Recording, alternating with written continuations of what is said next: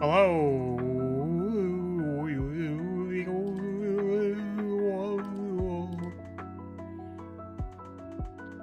Hello. Is anyone there in the void? Say something from the void, please.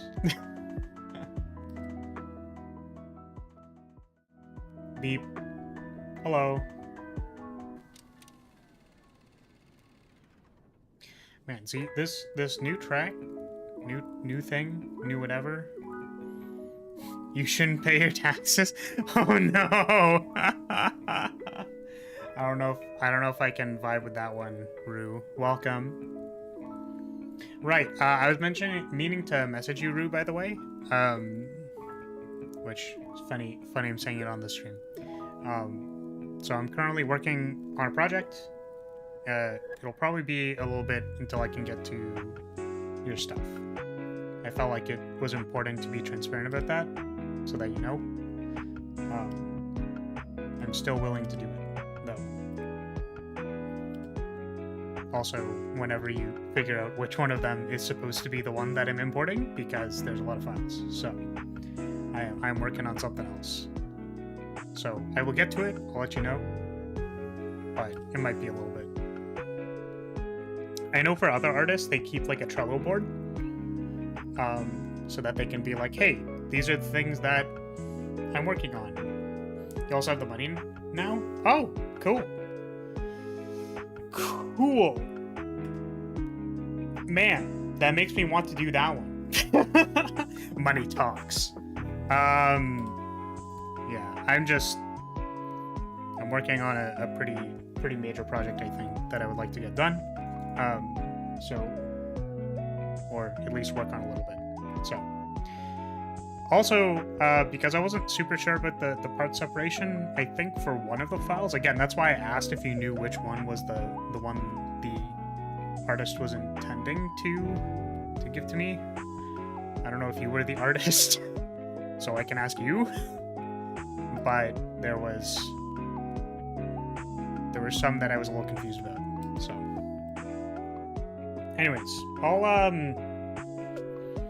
but yeah, I didn't give you a quote, so, you know, we should probably talk about that eventually. Yeah, so instead of paying your taxes, pay Flaris for making. I'll see what I can do. You've waved money in my face, and now I feel things. So, you know, I'll think about it. Anyways, that has nothing to do with the stream we're doing today. Today, we're playing the Warlock. Wow. Look at this thing. How do I start these things again? I don't... Man, I don't remember. I've been meaning to do another stream that I think I'm also going to put on the back burner for a little bit, just because, like, it's so much work. But we'll definitely need to do, like, an in-depth stream on heuristics, which is, again, not going to be this stream. But I think I went from, oh yeah, maybe I'll do it next week, to like, oh, maybe I'll do it next week, to, no, I feel like if I want to do this stream, I want to, like, prepare for it a lot.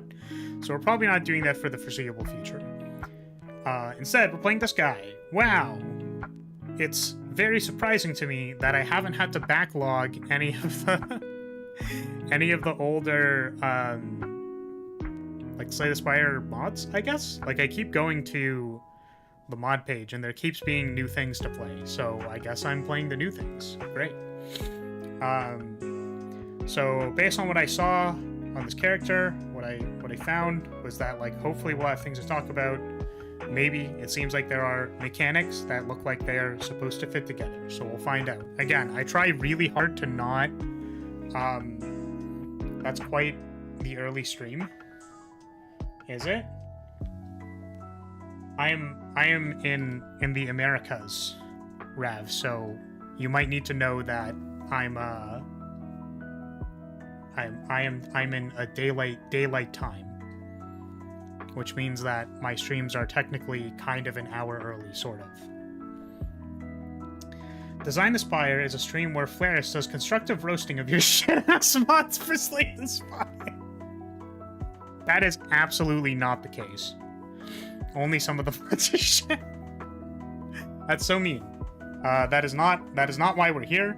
That is not our purpose. It is not our purpose to just roast people and make fun of their mod. That is not what I want to do at all, literally. I actually, to be completely transparent, part of the thing that bothers me about design and the perception of design, like people who do like game design, for example, is that like they're all pretentious assholes that like think they know what they're talking about when they don't. Which, first of all, I'm definitely not a pretentious asshole, but I do actually know what I'm talking about. Totally. No, but there's a lot of ambiguity in the design space that kind of matters on how the team perceives the project, what their goals are, etc. So oftentimes I need to fill in what I think the design intent is based on what I can see. So it's kind of hard sometimes because I have to like assume things, and then at other times I just like try to draw on my understanding of like design principles and then see what there's to say. The interesting thing, I think the most interesting thing about these streams is usually that like I don't have a good grasp or basis on what I'm talking about at the start, and usually I figure it out by the end. So it's a process. These streams are always like a process in my opinion. And it's weird to go through it every time, because like I'll start and be like, do I even know what I'm talking about? And by the end I'll be like, yeah, I think there's like stuff to say. So the mod reviewers are just your average tech tuber. No, like I'm not saying that mod, or is that in relation to me or other people who review mods? Because I saw another person who does like mods, like they even play my mod. And I feel like they were really good at expressing the player experience, which is awesome. And like I super appreciated that lens when they were playing. Like it seemed like they got it and they could get on board and kind of like play through the mod, which is very cool. However, I like to think that my minimal amounts of design practice help me a little bit to look at these things. Let's go. I love traditional mages, and goddamn, she's hot. Is this a she? I think this might be male. I believe Warlock is gendered male in traditionally. Also, to be completely transparent, I think they wouldn't want me to show this booba. I think YouTube would not appreciate that if this was female. You know, gender standards or something. And today I came out for blood. Looks like it's a holiday on my country, but I need to work. Please send help. It's female enough? I mean, not really my type. We are going to look at this person respectfully. Yeah, I don't know who did the art for this, by the way. Typically when there's no gradation, you assume it's the author. I don't think it's the author, though. I have no idea. Or the reason why I'm saying that is because all the other cards are like recolored of the base cards, so I can only assume that this is like taken from somewhere on the interwebs, which is not a problem. It's just a mod. It's not a big deal. But to clarify, welcome to Design the Spire, where we talk about mods in Slay the Spire, and we try to look at how all their cards work together to see if the design intention of the mod comes through, and we can kind of like figure out and talk about how the cards sit together and play together from a design perspective. We're not super concerned about comparing things to like that is I keep thinking it's sidearm, it's not sidearm. Yeah, that's just like Pommel Strike plus, or like that's just like Pommel Strike but it draws more cards and stuff like that. We certainly have heuristics, and using comparisons is valuable, but that's kind of just the surface level of what we'll be looking at. So we're gonna try and play through the character, see what we can glean from my understanding of design. In a constructive and cool manner. If for whatever reason you're the mod creator seeing this, we're sorry. That's not come on. If I ever make fun of your mod, it's like usually in hyperbole. The baseline for me is that I appreciate you've put time into putting cards to slay the Spire and producing anything. I think at the very baseline, what people don't understand about creative work or in context to improving as a creative person is simply that you need to do the act of creating something. So making something that through certain lenses is objectively bad is actually totally fine. Like just because something doesn't follow design principles or there's like, you know, like errors from my lens that I can see, that doesn't mean the lens is like 100% true, right? So it's better to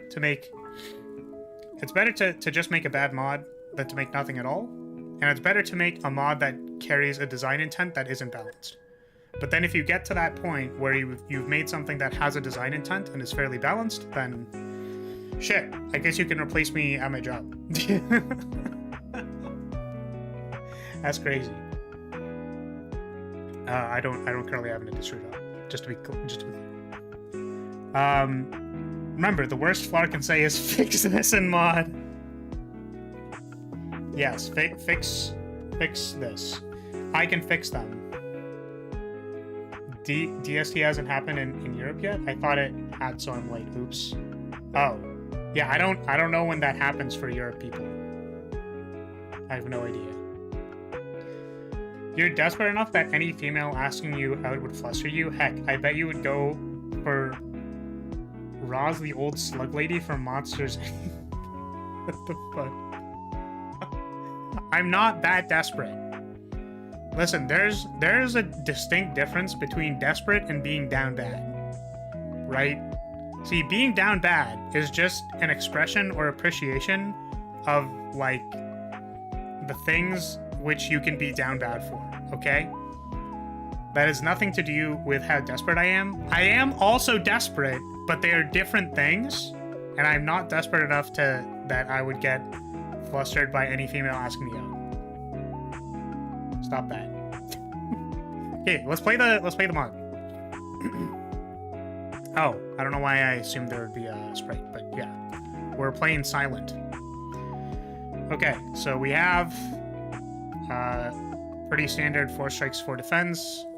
Oh, this is actually, you know, this is very interesting. Okay, so I already thought about this, which is that the Book of Incantations is draw 1 extra card for your first turn and every other turn. So, not a lot. Yeah, exactly.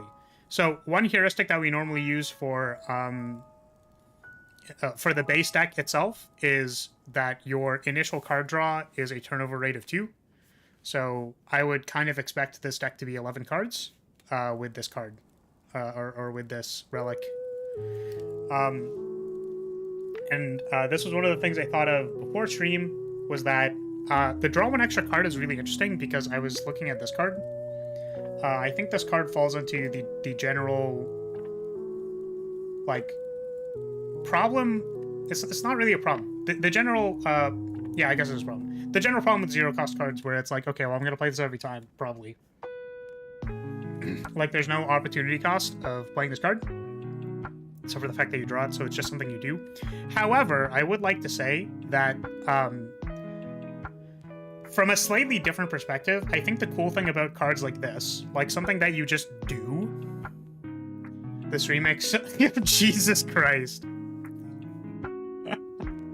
Yes, this remix of Blue Archive is fire. It is.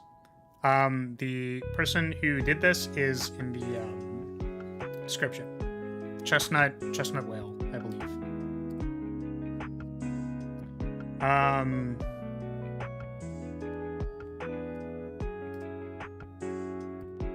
Yeah, I can't say that word out loud or I'll get canceled. So, yeah, draw 1 extra card. I like how this card can perceivably overlap with this effect. So, what this does is that instead of Flar hates crabs, confirmed. Exactly. I'm a crab hater, which is exactly why I drew Sheena in her crab outfit. That is exactly why. How did you find out? So what was I saying? Okay. The cool thing about this card, because I had like a thought, which is that yeah, fucking I minimize the chat. Okay. Part of the thought that I had with this card is that it is possible to play cards that are in quotes free, like cards that just happen, or effects that just kind of happen. So while I recognize that this card doesn't have a whole lot of play to playing the card itself, what it does is it creates play on the turn after.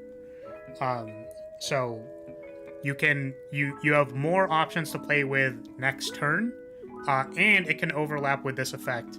You can't, to my best understanding, you can't control when you draw this card, so it's a little hard to like kind of force it to make it work with the starter relic. But I will also say that the starter relic seems immediately already rather powerful. I'm really curious to find out how drawing one extra card overlaps with how like demons and stuff work, because like I don't know yet. But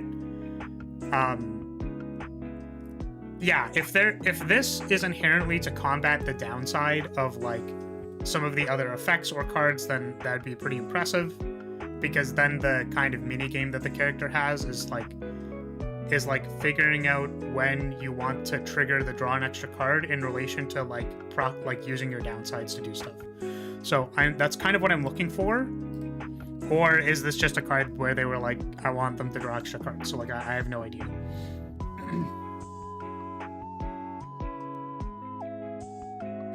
It's not that much better than Snake Ring unless the character is very good at making fights go long. I would say that it's not a matter of like comparing it by default. My heuristic for boss fights is 9 turns, which means that you would draw a total of 4 extra cards with this. Or if it was specifically 9 turns, then it would be 5 cards. That's a lot of cards, I would say. Especially because it's like on different turns as well. There's that too. Sorry, I didn't read this. No, I'm sorry, I can't support you and now I have to write a hit piece. Damn! Holy shit. If you're gonna hit me, just make sure it's, you know, it's a little rough. Okay, oh, I didn't read the other card. Whoops, I was being too damn bad. Okay, so this thing is gain 3 damage upgraded per attunement. Oh, 2 damage per attunement, deal 11. What is... Okay. Banish, gain 1 damage per attunement. So... I don't fully understand what that means yet. Banish, deal 5 damage to a random enemy. Removes a summoned demon from its slot. Triggering its banished effect does not happen when replaced normally. Exhaustive, so I can do this a number of times per battle. I'm not sure I understand what this does, so we'll have to play it and find out. But it's the effect of summoning it. Deal damage equal to thing. Then deal damage. So this deals damage twice. Okay. I just assumed that this and this were part of the same effect, because I thought it was a colon like this banish was. So maybe if these were... This is like a bit of a nitpick, but maybe if these were on different lines, I wouldn't like associate them. Okay. Let's try it. Rare, give me a rare card. What is Galvanize? Deal 11 damage, increase your attunement by 50%. Oh no, a 50%? That's fine. Isn't that kind of like, isn't that literally like this card? Doesn't this card on Watcher give you, stuff, or no? I don't know. Anyways. Hopefully it rounds up. Yeah, I don't know. Let's go fight some stuff. I want to fight an elite, but I don't know if I want to fight 2 elites, so I kind of want to go through the center here to get the stuff. Then maybe this one, this light shop is good. And then we have Hexaghost, which is great because Hexaghost is my favorite one to test heuristics against. Okay, so we drew our extra card, which compensates for the opportunity cost of drawing this card. Again, if we had 11 cards in it... Wait, why do I have 11 cards now? Oh, because I added one. I'm dumb. I really like the concept of compensating for the opportunity cost of this card by drawing an additional card. Which is presumably part of why that's supposed to be a thing. I guess we have 1 orb slot. Okay, so we can summon the guy. Maybe I'll galvanize first. Attunement down. Increases effective summon cards they consume all attunement. Oh, so do I make attunement first and then I summon things? I guess that makes sense. Does attunement go down every turn?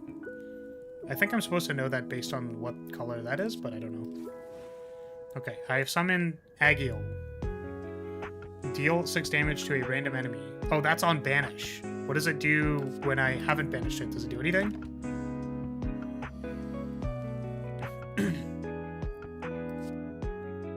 Oh, I'm just realizing that the take damage UI overlaps with that, which is kind of awkward. That's from my own mod, so we're not going to worry about that. Okay, so does this banish something now? So this is banish, deal 5 damage to an enemy. Is that on the card or on this thing? So 5 then 6. Is this going to deal 11 then 5 or 11 then 6 then 5? Wait, did it do anything? How do I trigger banish? So it summons it first, and then the banish removes a summoned demon from its orb slot, triggering its banish effect. Does not happen when replaced normally. Oh, wait. So then how do I... So I'm assuming it didn't banish because I replaced Agiel with another Agiel? Was that the problem? I'm not sure. We'll figure it out. Oh yeah, I also did a vibe check for if they had any common powers, and they don't. Let's fucking go! Once per turn, when you have no cards in hand, gain 10 block. That's interesting. That seems odd if so, because you only started with 1. Yeah, I would assume that this card would trigger itself. Which is why it has Exhaustive 2, and you're trying to play it twice. That's kind of what I assumed.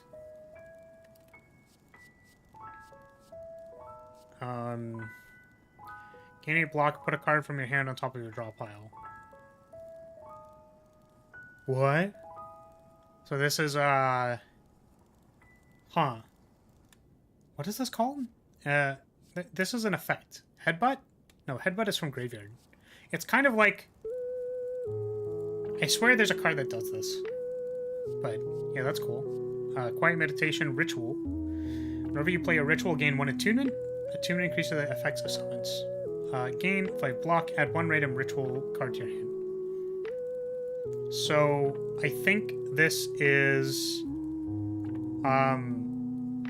This is kind of like their block draw hybrid. It's interesting that it has ritual and block and draw a card. I almost wonder, because we know what this card is, right? It's Warcry, kind of. Yeah, the other one. See, we know what this card is, right? This is literally like this is backflip. This is the common. I guess we can look at it as function. This is a good idea. So we can compare the heuristic of what a block and draw card looks like. So for Flagbearer, that's like Scry 2 draw card, right? We're not comparing to Flagbearer, but this slot is very important because oftentimes these cards are good. So Shrug Off. What's the one for? There's the one that channels Frost Orbs and draws cards, I think. No, that's an uncommon. Anyways, the point is this slot is very important. This says add a random ritual card. So the interesting and kind of awkward thing about adding cards to your hand is that it adds cards to your deck. So I had this problem when I made the initial version of Grimoire, which Poi will remember, which is that your deck just becomes a pile of garbage when you add random cards to your deck.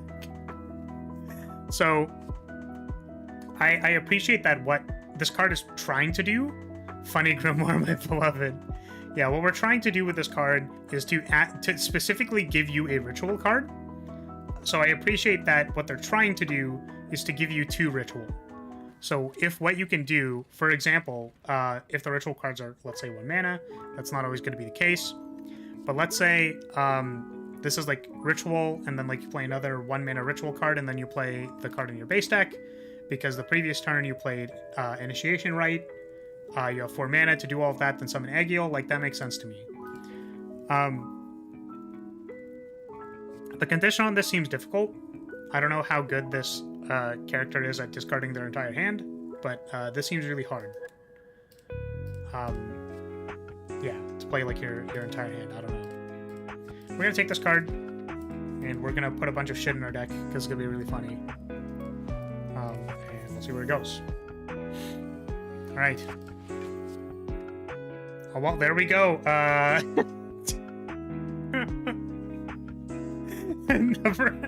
Never mind. They're gonna be 1 mana, right? Not that it matters. I don't know when attunement goes away, so we'll figure it out. Let's see. Is attunement just something we hold? It is something we hold. Okay, so do we get... Oh, we're not at 3, so we can't tell if this rounds up or down. Bonk. Yeah, so that's 1. That makes sense.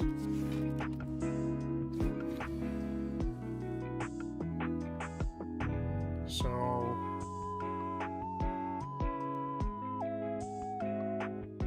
Is Agiel not the keyword here? Because this says deal 17 damage. And in the base deck it's 11. Gain 2/3 damage per attunement. Banish. Gain 1 damage per attunement.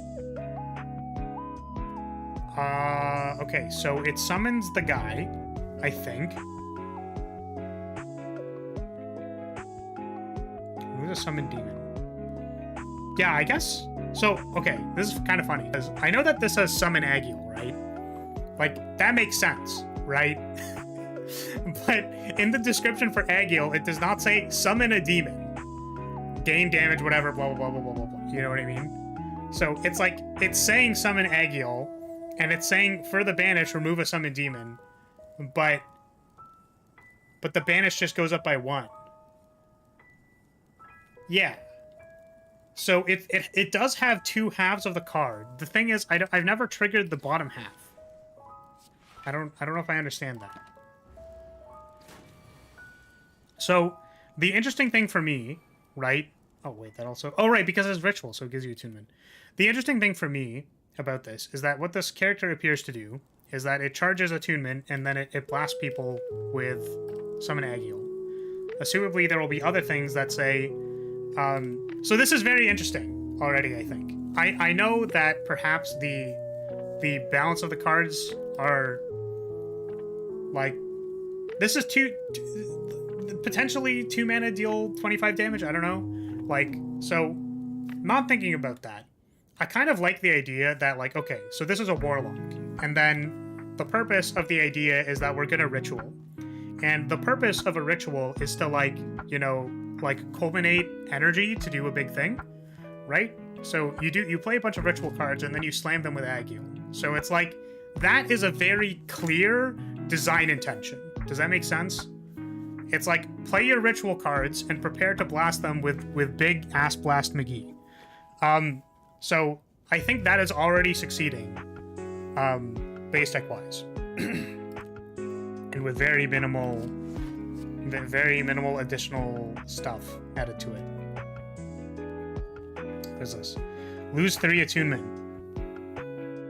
Lose up to 3 attunement? Does that mean if I have no attunement, I lose 0 attunement? Gain that much strength plus 2. Oh, okay, never mind.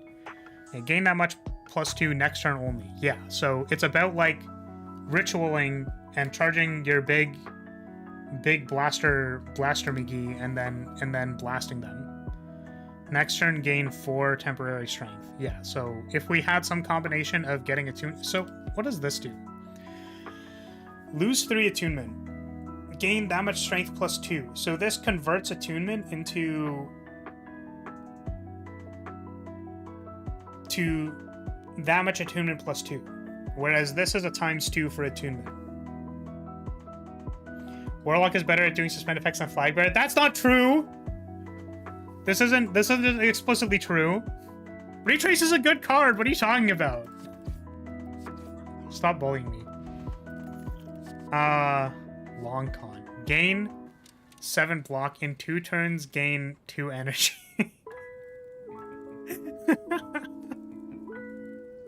So first of all, these should be on separate lines. I'm gonna stop commenting on the maybe I won't stop. Okay, so. This should be on separate lines, please.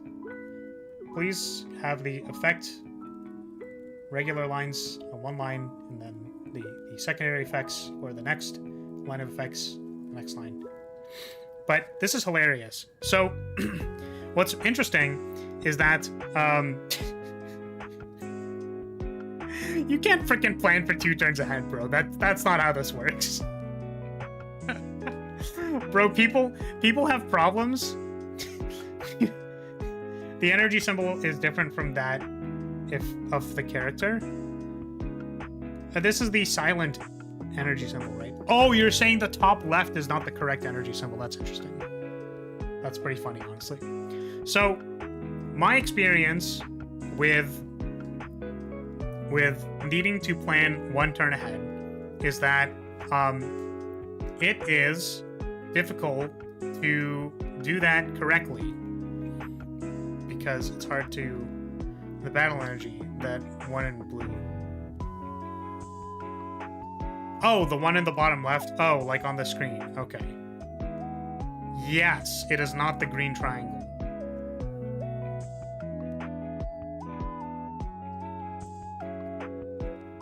I just realized what you're supposed to do with this card. So, on the turn where you draw an extra card, this is fascinating. Holy shit. On the turn that you draw an extra card, you are more likely to draw this card, right? So on the turn where you can sacrifice playing a card that maybe doesn't do as much, which first of all, this gains 7 blocks, so that's already quite good. Being able to give yourself more time while also putting resources in the future is a fairly strong combination. Because you're inherently giving yourself more time while giving yourself the resource in the future. You play this on the turn you draw an extra card, because in 2 turns you'll draw an extra card, which means that you'll have something to do with the 2 energy. That makes total sense. That's actually sick. I really like that. All enemies lose 8 strength this turn and gain 3 possession. At the start of turn, take damage equal to your possession. Does it tick down? Is this poison? Is this just poison? I'm confused. These are all commons as well. So this is like piercing whale plus poison. It's interesting. So, I've already taken a block card, so I don't want to take this card. Considering the low number, I'm assuming it's permanent poison. Interesting. So we're going to take this card, because this is ritual but deal damage. I guess the thing that I'm thinking about right now is, like, what is the opportunity cost of playing cards with ritual? So I kind of recognize that you want to have ritual on a critical mass of cards, so that you can, like, actually have your thing work. Like, you're charging your laser beam, as it were. However, it does appear to be on cards that, like, you kind of just play for free anyways. Right? Like, picture this card without ritual, right? So, it's deal 6 damage, apply 2 weak. That's already kind of decent. Right? And then it also has ritual on it. So I wonder about that. Small clothesline. Yeah. Like it's already small clothesline. So we'll continue thinking about that.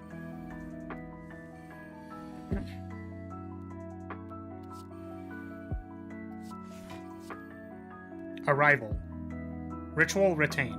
I think retain is normally at the top. Yes, instead of clothes line, it is only a clothes dot. Clothes poke. Put one summon card from your discard pile into your hand. Oh! Very cool. Oh, and it gives you ritual as well. That's so cool. It's really funny because it's kind of like 0 mana retain, put a summon card from your discard pile into your hand. Like, you would think that this falls under what I just said, where you go like, oh, well, it has ritual, but it's already a good card. Like, zero energy retain to, like, buy back a card is already, like, that's kind of free, isn't it? The interesting thing I think about putting ritual on this card is that if you play a demon, right, or you summon a demon, and then you want to have ritual again, because, like, you would have consumed the ritual of the previous one, this, like, lets you continue the combo, or it lets you do it all in one turn, right? Because you would kind of think about the problem with having this card in your hand and then going like, all right, I'll play a summon card, then I'll arrival, and then put the summon card back in my hand. But this does let you double spell it in one turn. You don't need to charge it up twice because this has ritual on it. Maybe not the strongest way of applying the ritual, but like, hey, I mean, it's not bad. And because of retain, you can keep it for a turn where you only draw 5. True. True.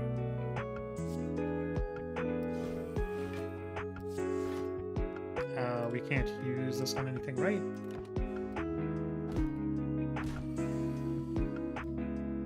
Oh, we didn't draw the guy. No, that would have been so good. Because this turn we could actually double spell it. But unfortunately, we're just gonna do the lame play. Exhaust 2 cards, gain 3 energy. This is like the other one where you discard 2 cards, right? Rounds down, unfortunate. Oh, true. Banish. Removes a summoned demon from an orb slot, triggering its banish effect. Does not happen when normally replaced. Okay.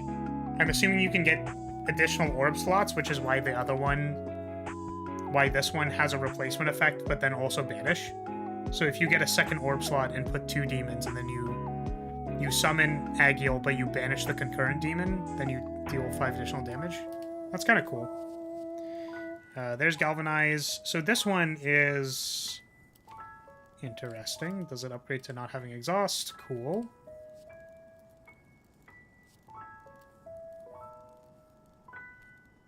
Ha! That's interesting. Possession damage. At the start of your turn, take... So, interestingly, this doesn't have the same wording as the other one. That's why it didn't trigger, maybe, because you replaced Agiel by summoning Agiel instead of banishing it. Yeah, I think that's what I'm thinking. Now, for me, that's a little confusing because you're giving a functionality that isn't available at the start of the character. I think it's cool that you can upgrade to get that functionality, but because it's on the card and we don't understand that we can get more functionality, it's less breadcrumbing and more kind of just confusing, right? I would probably put banish on a different thing if you can't trigger banish on this card. I almost might even say if this just said banish first, well, that doesn't work either because it seems weird, doesn't it? It seems weird to put banish at the top when it potentially doesn't do anything, right? But I feel like you would just want to do this the other way around, right? Because then you can interact. It could be their intention that they don't want this card to work in the base deck, which again I'm saying is okay. But let's say we wanted both functionalities of this card to be apparent to the player at the very start when they're just trying to figure out the character, they're just trying to figure out how the keywords work.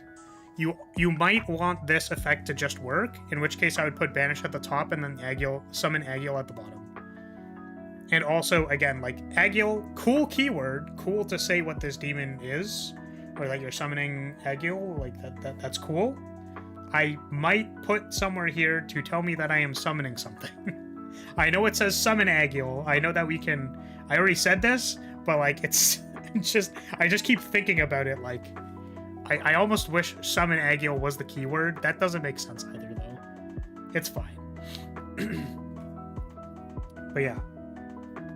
Or even if this was a colon instead of a period, so that we know that these effects are related, because they are, based on the thing. And then, yeah, I guess I don't really know what the effects of having a demon around is. Is it just so that you can banish it? I guess it's just so you have a material to banish it. That makes sense to me. I don't know if I want this card. And my comment on this was that it's not congruent with, I think, the other card, which says apply, like, 3 damage to all enemies or something, instead of saying, like, deal X possession damage to all, like, in all caps or something. So, take a look at that. I think we just take Galvanize. We're taking, I think, a lot of attacks.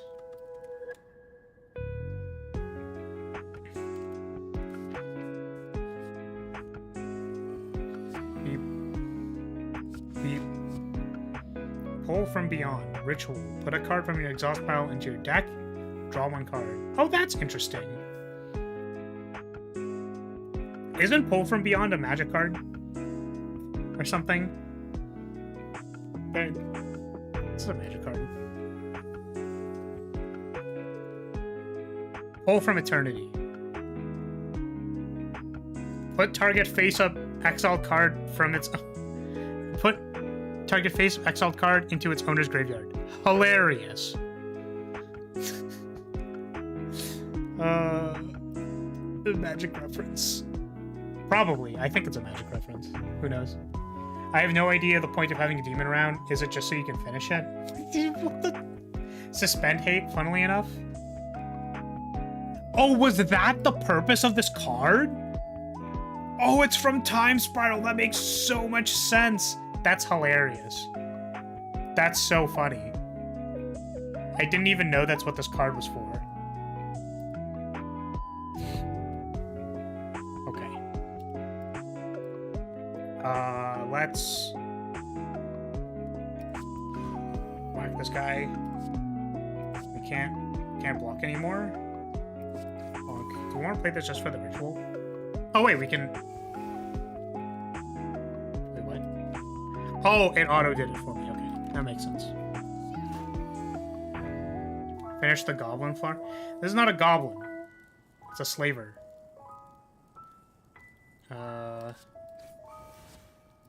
Bonk.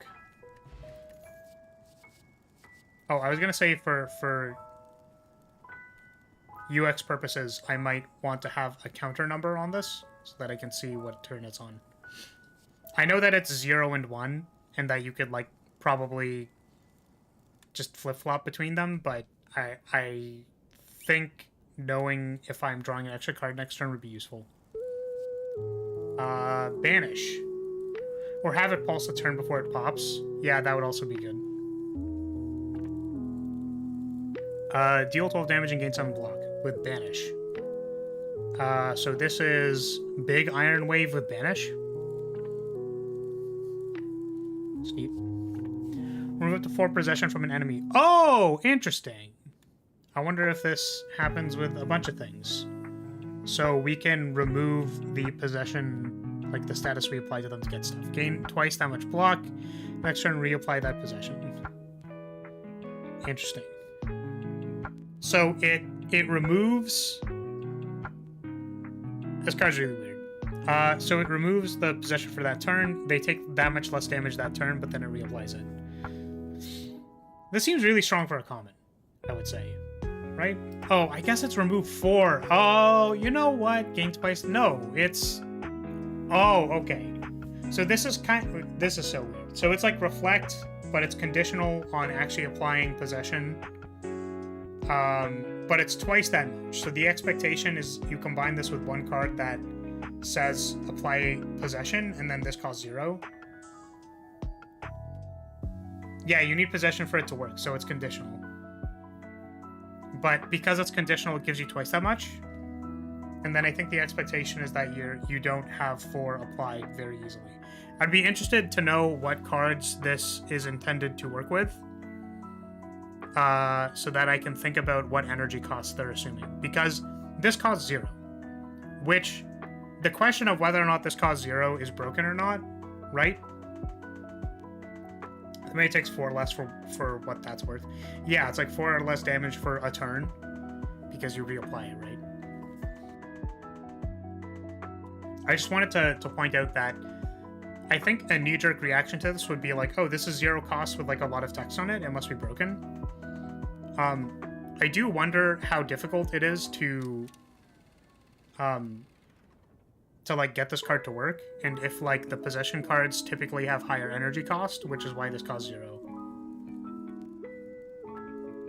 Because I feel similarly about Parallel Universe, where it's just like 1 mana, but it usually refunds itself, and it has a lot of text on it, and you go like, that's kind of broken, and then it's like, yeah, but it's kind of hard to like put all of the effects on all at the same time for it to work. But possession is also permanent, so, well, we have not possessed anything, so I don't know yet if it's permanent. But assuming if possession is permanent, this card's kind of sick, sort of, but we don't have possession. So currently we have attunement, which functions with ritual as its enabler for attunement to do big demon damage, and then we have possession as like our secondary. We do stuff. Okay. I kind of want to take Cleanse by Blood, so that we can summon Agiel and then banish him. But also this is 2 energy. So I don't know how I feel about it.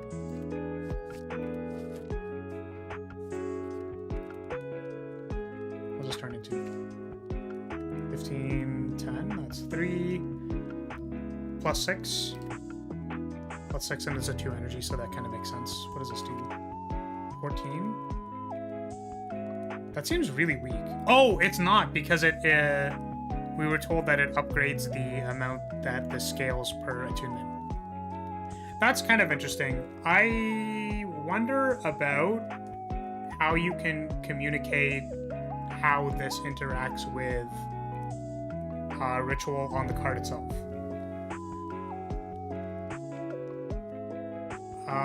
Because assumably there's a magic number on this card, like in the coding. So I feel like if you put something like Agiel 2, and then it's like Agiel 3, and then like colon, just so you know how much it scales. Because for cards like Heavy Blade tell you how much something scales, and I know that they put it in the description, and that's like good and all that. It's just that, like, since it's not directly on this card, I almost misevaluated this card. Because I had to, like, remember something that's not immediately on the screen, where I'd probably want to know what that is. What's this? 9. Okay. 15. 2 ritual. That seems really good. This one.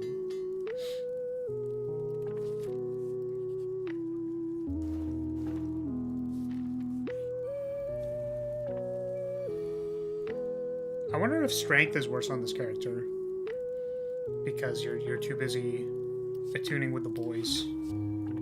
Blood Boil. Ritual Retain. Gain energy. When you retain this card, lose 2 life and gain 1 strength. Exhaustive 1. That's very weird.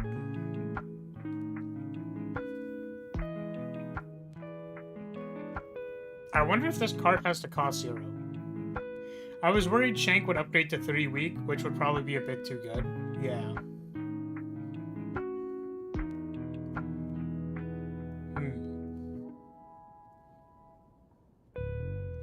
Like, the opportunity cost of this card is you lose 2 life every turn? Is that, like, a big deal?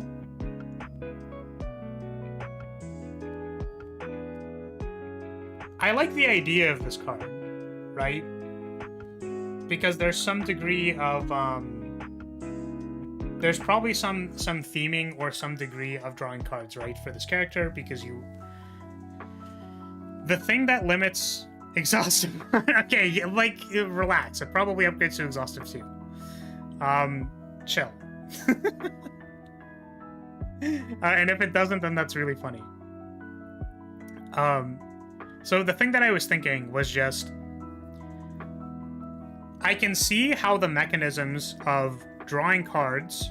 So this character's thing is they want to amass attunement and then use that to blast somebody.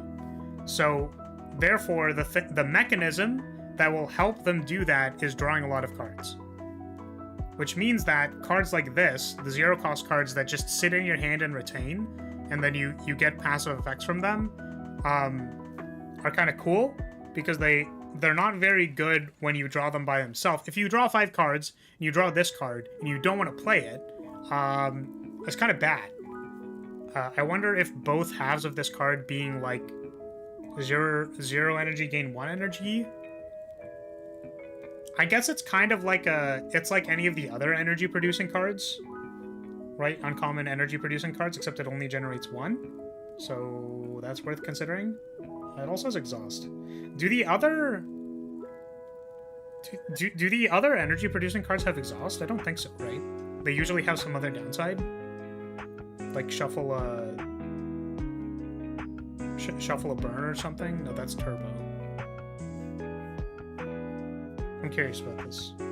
I'll check after this. But yeah, the idea of this card is cool because of the fact that I am going to go ahead and assume that drawing cards is important for this character, because what that does is it allows you to play ritual cards, which allows you to also which is the enabler for your payoff, which is summoning a demon, and you are able to draw your demon more consistently because you have more card draw. Makes sense to me that you would have a card which retains but doesn't inherently do something when you draw it, because the draw opportunity cost, the opportunity cost of drawing a card in Slay the Spire is actually fairly high, which is why cards like Flex aren't very good. So the concept of this card is really cool. I don't know how broken it is. Let's take a damage.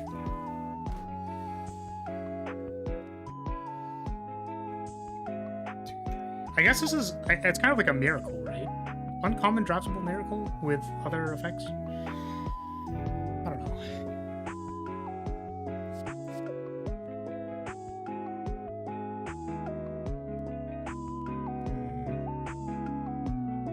Seven.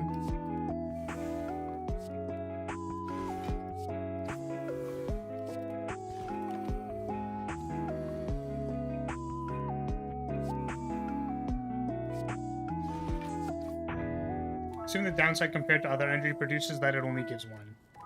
Yeah, that's what I was thinking. Is that like it's not as powerful as other ones. And the other thing too is that like losing 2 HP and letting it sit in your hand is kind of a downside.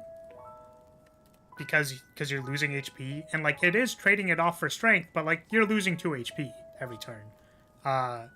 Where HP is a decently sacred resource in Slay the Spire. I've said that before. But the other thing too is that I have not seen anything that says gain life. Like, it's not in the base deck. So sacrificing the 2 HP every turn could actually be like a big part of that card. And it has exhaust. Important. Because if you don't want it to sit in your hand, right? Yeah, that's actually really interesting. So it's a 0-cost energy producing card. So it has the inherent drop opportunity cost of any other energy producing card. Except it has the option that you can choose to leave it in your hand and lose life. That's kind of cool. Yeah, I think I'm down with that. That's cool. It's cool. Okay, Power Pact, an 8. Deal 7 damage and gain 2 strength. In 3 turns, lose 4 strength. That's kind of neat? Sort of? Backstab with upside?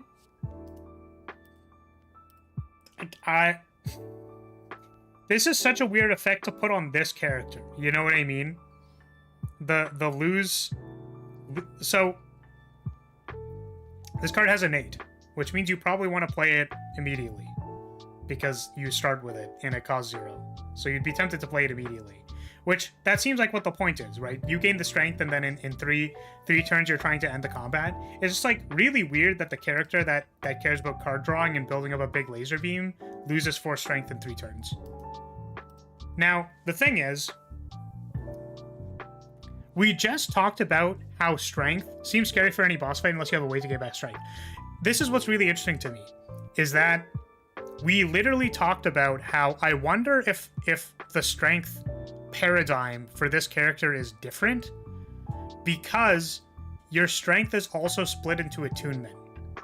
So like for your demons, attunement is your strength, and it assumably scales in different ways. So like you can power pact at the start to get some like upfront strength to do some damage while you're building ritual, and then after 3 turns losing 5 strength doesn't matter because you built attunement, and then you just go like and then blow them up. So like this is kind of an interesting idea. I don't know how it works in practice, so we're taking it. Also, I'm gonna quickly use the bathroom and come back.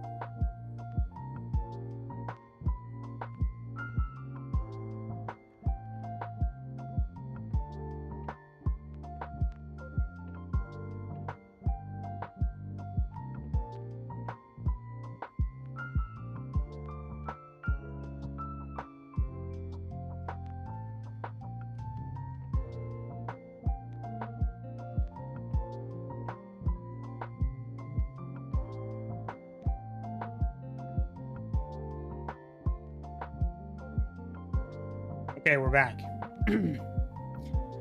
Clarice looks so peaceful and chill without the literal demon inside of her. What the fuck? I'm not a demon.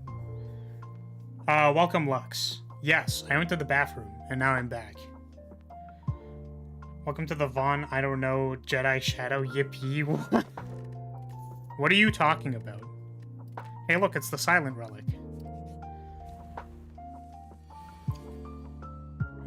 Alright. Let us do big damage. We don't have a banish yet.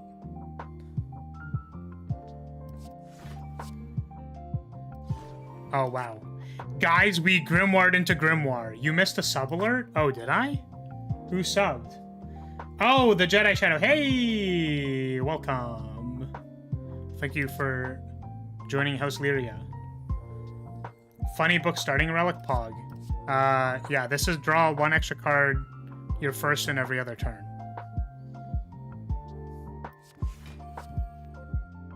Yeah, so I'm just gonna say this right now. I appreciate the idea of this card being that you want a ritual and then give them ritual again. To be completely honest with you, if this was shrug off with a ritual at the top, it's totally fine. Like we grimoired into grimoire, and this is a problem. It's like, this is not good. This should not be allowed. It's just random bullshit, where we just draw cards and then put too much garbage in our deck. I would heavily advise against this card.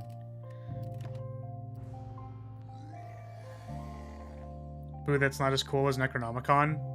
Yeah, well, they're not going to start with Necronomicon, but for sure. I think I don't want to use this yet. Do I draw it in the next few turns?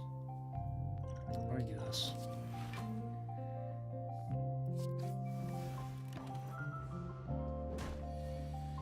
At least you didn't grimoire into grimoire and another card for free. Yeah, at least it's not free, for sure. But now we're just gonna draw bullshit. If this is your last card, gain 2 energy and draw 2 cards. It's kind of neat. Yeah, hey Cavalier, welcome. I really like your avatar. Thank you. I appreciate that. I made it myself. I'm both the artist and the rigger of my model. It's a character I used to play in D&D. Or that's the origin story. I don't think I want to initiation ritual. Right, yeah, so this is the case of do I draw an extra card next turn? I'm trying to debate on whether I'm going to summon Agil next turn, and I feel more comfortable if I am able to draw an extra card next turn, and less comfortable if I can't. So we're just gonna do this.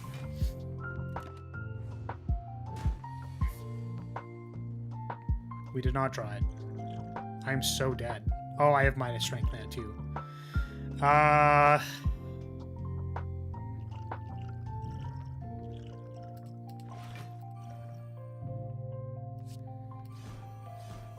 That's not what okay. That's not what I was intending to do. Frantic Search. Gain 2 energy, draw 2 card.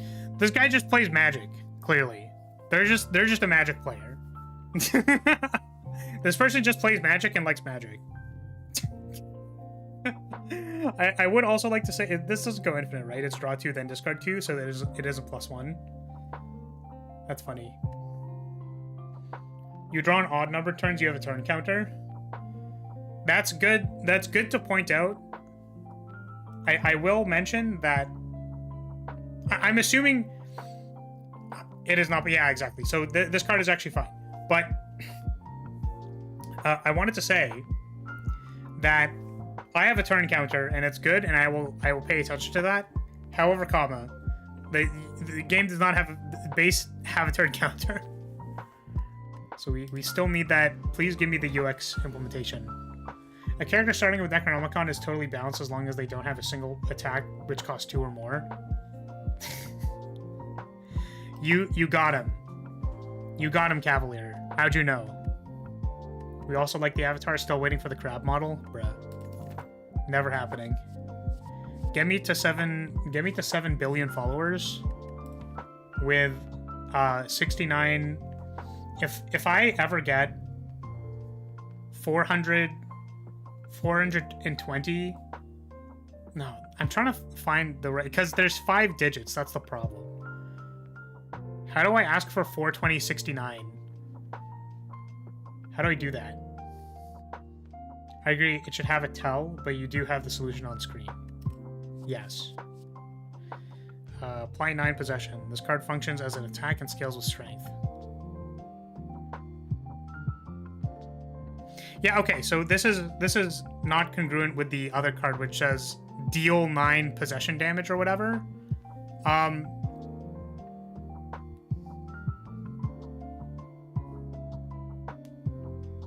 Yeah, I think that this card functions as an attack is a little redundant, because it does say attack at the bottom. I think just saying this card scales with strength is enough. Flyers evolving into a crab, how unoriginal. Deal 7 damage 3 times. This turn, your next attack is played twice.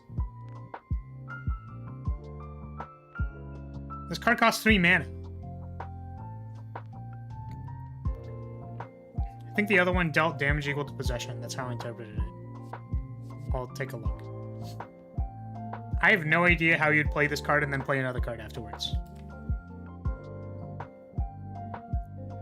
Is the intention that it works with initiation, right? Maybe? Deal 5 damage to all enemies at the start of your next turn. Repeat. Huh, okay. Normally things that don't do attack damage aren't attacks. Even if they only serve to deal damage. Yeah, they're normally skills. Which, I'm not 100% sure the function of this being... like, if they wanted to make this a skill and have it function with strength. I think the distinction between attack and skill is usually for the things that care about if they're an attack or a skill. Or like with weird effects like this is what I'm saying. So if they want this to work in the knob matchup, for example, like I would make it an attack. Right? Like this probably helps you kill mobs, so make it an attack. That's what I think about. There's probably other reasons. This one's really weird. I have no idea why this costs 3. I guess so that it can cost 2 later, and then you can combo with Agniel, like... I guess. Fine, I'll take it. Whatever. Let's upgrade it immediately so that it's playable.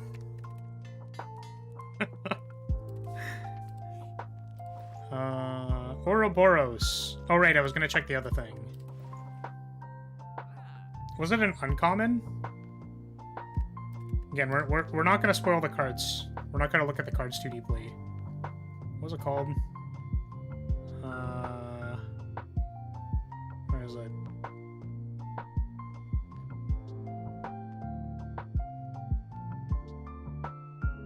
I think I can find it. Wasn't a rare.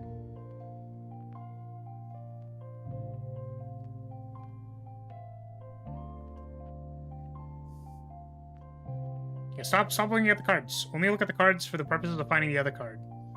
Apply 2 possession, apply 4 possession.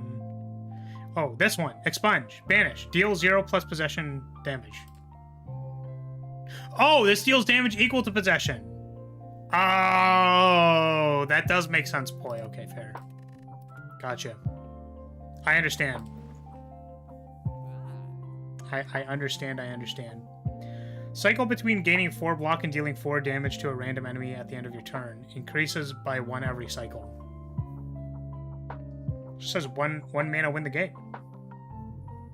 Huh? There's no condition on this. I guess the condition is that that dealing 4 random damage isn't very good, so you care about the block. This has like Dimension Walker vibes. You know what I mean? Also, we might want the summon card. Gain 5 block and 2 thorns at the end of your next 3 turns. Lose the gain thorns after. This doesn't have... Oh, it does have exhaust on it. Okay. Does this scale with attunement? Receiving attack damage, deal damage back. Oh, wait. It has the name is highlighted, but it doesn't say anything.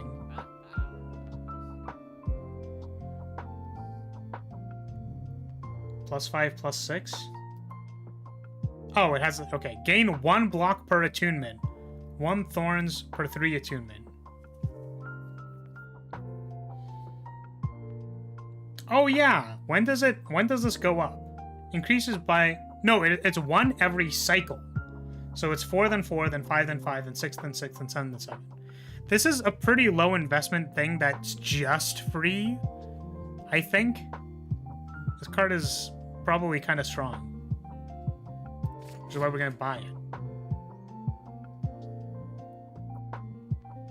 Deal 2 damage and apply 1 vulnerable to a random enemy 3 times. Does it apply 3 vulnerable 3 times? With, like, fairly low deal damage. The vulnerable is good for our big supercharged blast. Apply to possessed, weak, and exposed. When you receive possession, receive one more per exposed. It's better than metallicize, but that's not exactly a high bar to clear. Breaks artifacts, certainly. Yeah, this definitely destroys artifacts, for sure.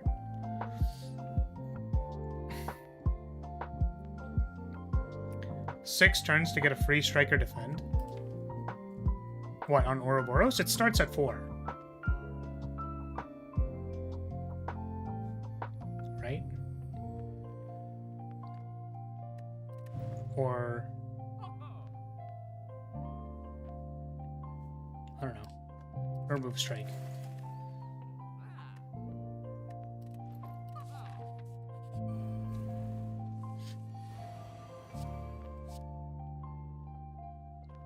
I have no AoE.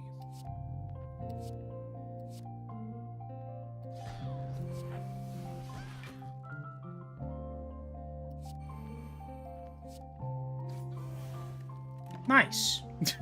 We didn't need AoE. We had Bag of Marbles. Yeah,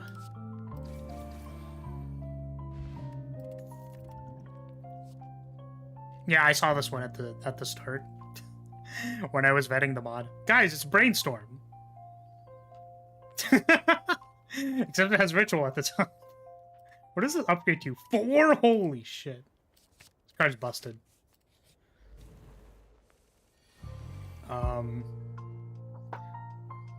Could make the difference in some fights, honestly. Deal. Oh, this is Agiel.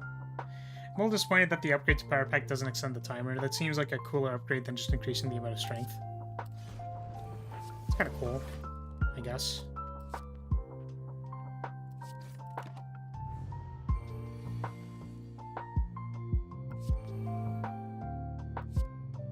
Oop.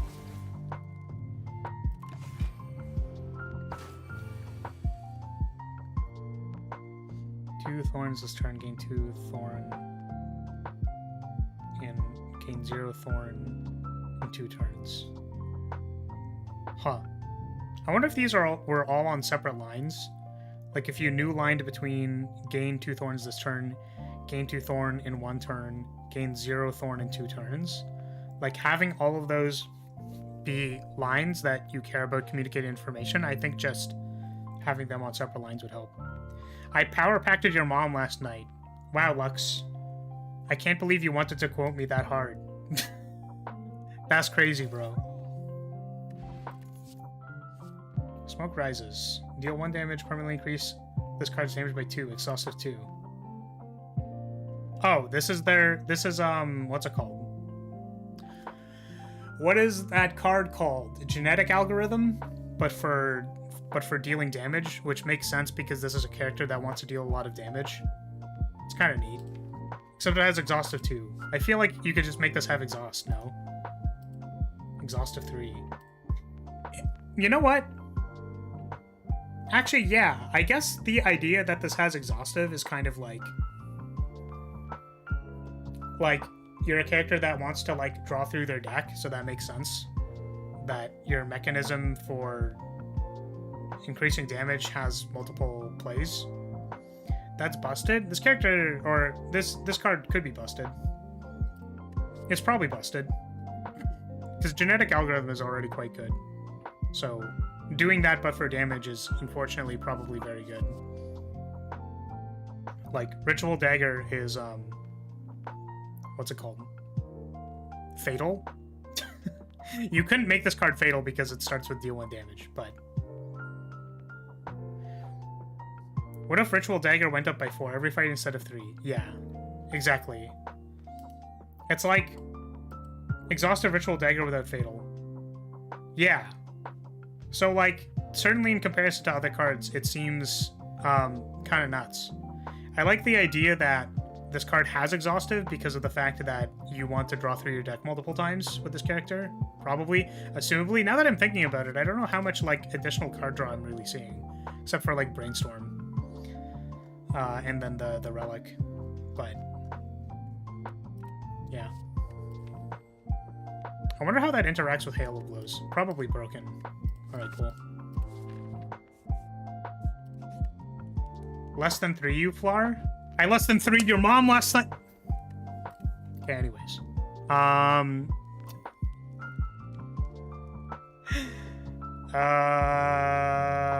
Cool. This is probably how we're gonna win the game. We're gonna rise some smoke. The smoke will rising of the smoke hero.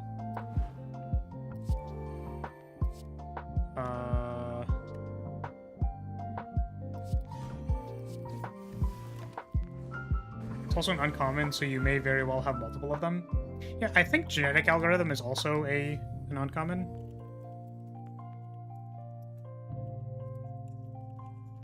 Again, I think the important part here is that, like, these cards are just not equal, because being able to move the combat forward is different than stalling the combat. Typically, I was actually just talking about this with some friends last night, that the imbalance between defending and pushing the game forward is, like, so weird when you think about it. Genetic algorithm is limited by the fact that it starts over blocking 2.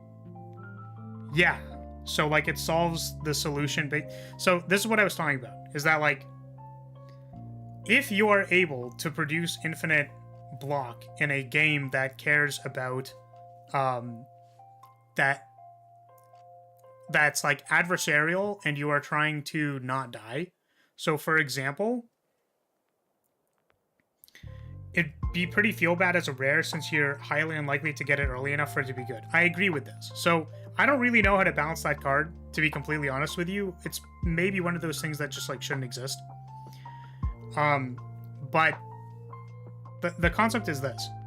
If you are in an MMO raid and you just have infinite healing and you can never die, right? Then the problem becomes, well, now we're just sitting here waiting until the boss dies and there's no stakes because I can never lose, right? Which is why it's important to not make blocking like an infinite solution that's possible. Like in Slay the Spire, things scale very aggressively. So blocking is not something that you can, like, rest on your laurels in order to, like, oh, I'm just going to gain a whole lot of block and then just, like, do nothing. Is very frequently not a solution in Slay the Spire, because bosses and enemies that matter scale up. Which is interesting, because what genetic algorithm does for defect is it gives defect time in order to do what the rest of their kit does. So I think genetic algorithm is very well placed for what defect is trying to do. I think that I can see the intention of what this card is trying to do, right? Like, I see the intention, which is that the character's focus is supposed to be about cycling through your deck, producing ritual, cast a big demon. Like, it's very simple. But what this card is supposed to do is it is supposed to overlap with the identity that you draw through your deck, which is why it has Exhaustive. This is likely very overtuned, like having Exhaustive, being able to play it multiple times, and then eventually getting to the point where this just kills things is, like, probably not okay, right? But we can appreciate the fact that this has a design intention, and we can also appreciate why the design intention doesn't exactly work because of the difference between block and attacking. Like, they're just, like, completely separate things, right? Like, you would assume that they're equated because, like, damage and block are like, you would assume that they're equated because they are two primary stats of the game which influence the game state, but they're actually quite different. Unless you can get and keep, like, 300 block, yeah, you can rarely win just by waiting. Exactly. Which is, by the way, why I really like Flag Bearer, because it's something that I was trying to do. So I wanted to have ways for you to passively win the game and overwhelm the opponent, which is why auras are good and Seraphim Form is good. Maybe people would argue with me that Seraphim Form isn't very good, but hey, it lets you block turn 10 of the heart, so, like, you know, whatever. Okay, so anyways, What are we doing? This turn, your next attack. We can't do that. So we're gonna do this. We do this.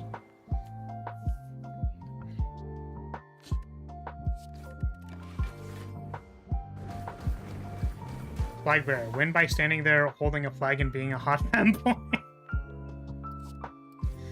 Damn. How'd you figure it out? Oh, I keep forgetting that that does nothing when I have 0 attunement. Whoops. I literally could have brainstormed first. We're gonna be blocking, so put that there. What did I gain ritual off of? Was it from brainstorm? And I just like wasn't paying attention.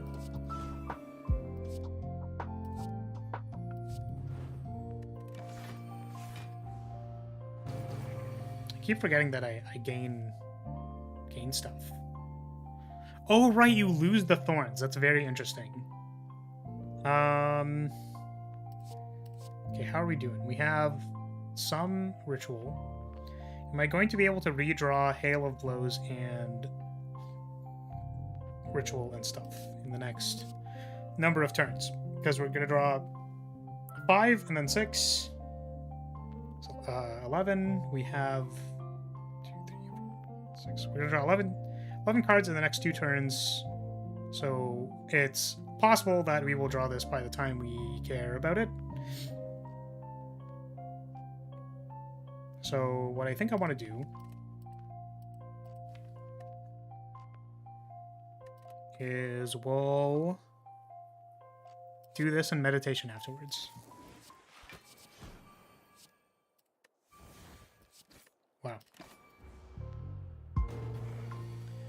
All jokes aside, I'll try this mod. I like silent a lot, and it looks like anti-silent. Yeah, I have no idea. I do not know how to describe what this character is. It is draw your deck, play ritual, win game. That is my understanding. And the really cool thing is that it's very simple. It's fairly simple to go get ritual, big damage, do big damage, ritual, win game. Like, it's very simple. Yeah, instead of the silent, it's the noise. Incredible. Yeah, unfortunately, we can kill the boss here, but I really want to just slam dunk them with Big Daddy Demon. I want to give them the Big D.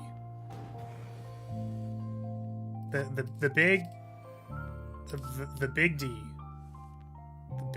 The big Agile. Booga Booga Knife, why? Dusk Seeker. You choose one card you draw each turn. What the fuck? What the fuck? What the hell? What the fuck is this? What the fuck is this? What is this? What are those? Is this fair?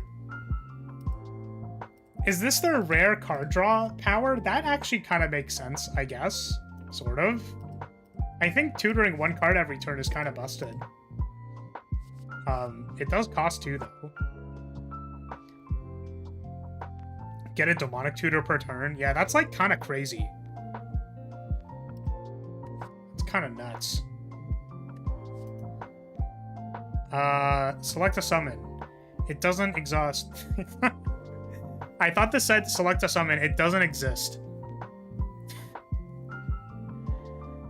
Select a summon. It doesn't exhaust and refunds its attunement cost at the end of your turn.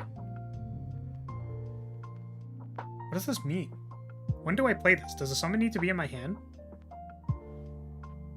That's not seek, it's found.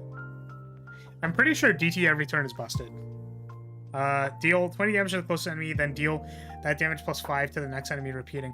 Oh my god, it's Lightning Spear! Oh my god, Lightning Helix!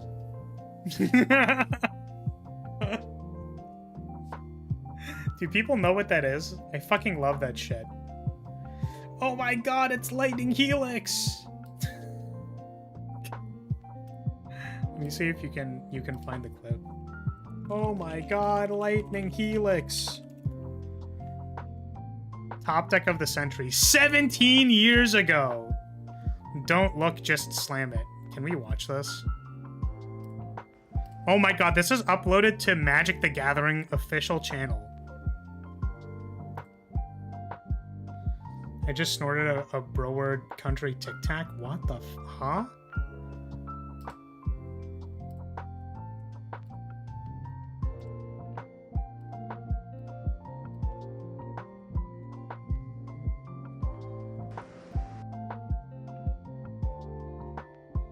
Yeah, how do I do this? Because I don't wanna share a window that's awkward. This one.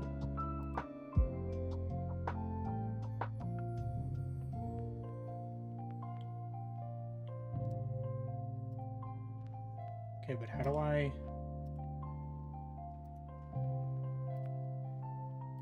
I'd like to select it.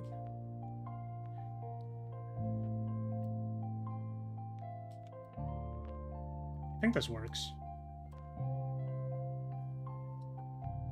That channel has multiple iconic tournament moments, like the unlikely Ignite Memory Survive, a personal fan favorite of mine. Yeah, I don't know if this is the right channel, but... Or if this is the official channel, but... Does this work? And there we go.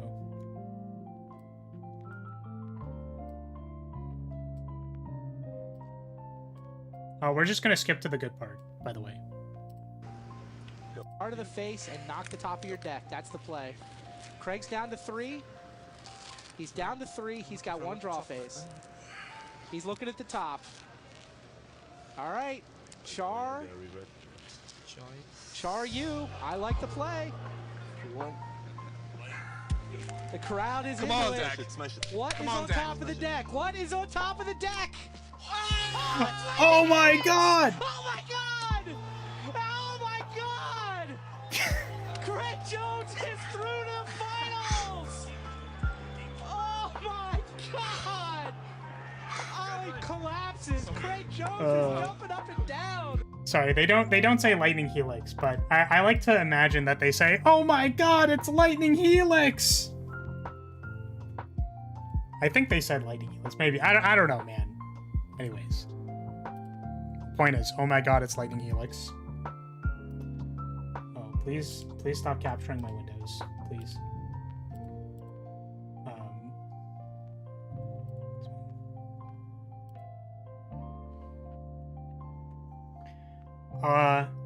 That was the nerdiest thing I've watched in a while. Thank you, no problem. Oh my god, it's Lightning Helix. Okay, so anyways... Oh my god, it's Lightning Spear. It's not quite Lightning Spear because this is the damage goes up instead of the damage falls off, but I will definitely say that like these costs are very expensive. I do not think that the mechanism of initiation right changes the fact that these things cost 3 energy. This is a fucking lot. Like, I don't think this card inherently makes up for the fact that this card costs 3. It's just like, ain't it, Chief? I kind of want to DT every turn because that seems broken.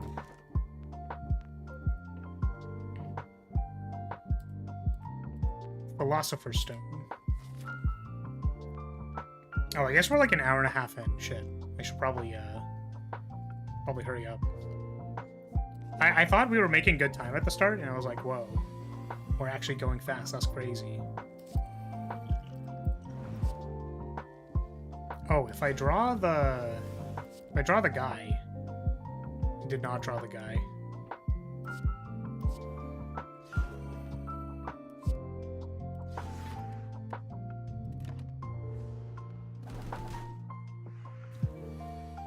Especially since it's just a bad attack in any fight that only has 1 enemy. I agree.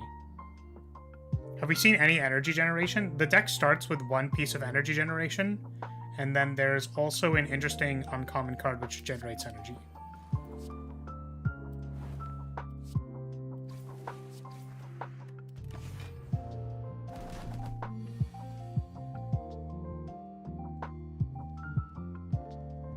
Picks Philosopher's Stone. Birds Floor 1, the classic. It really is. We got burbed. Okay.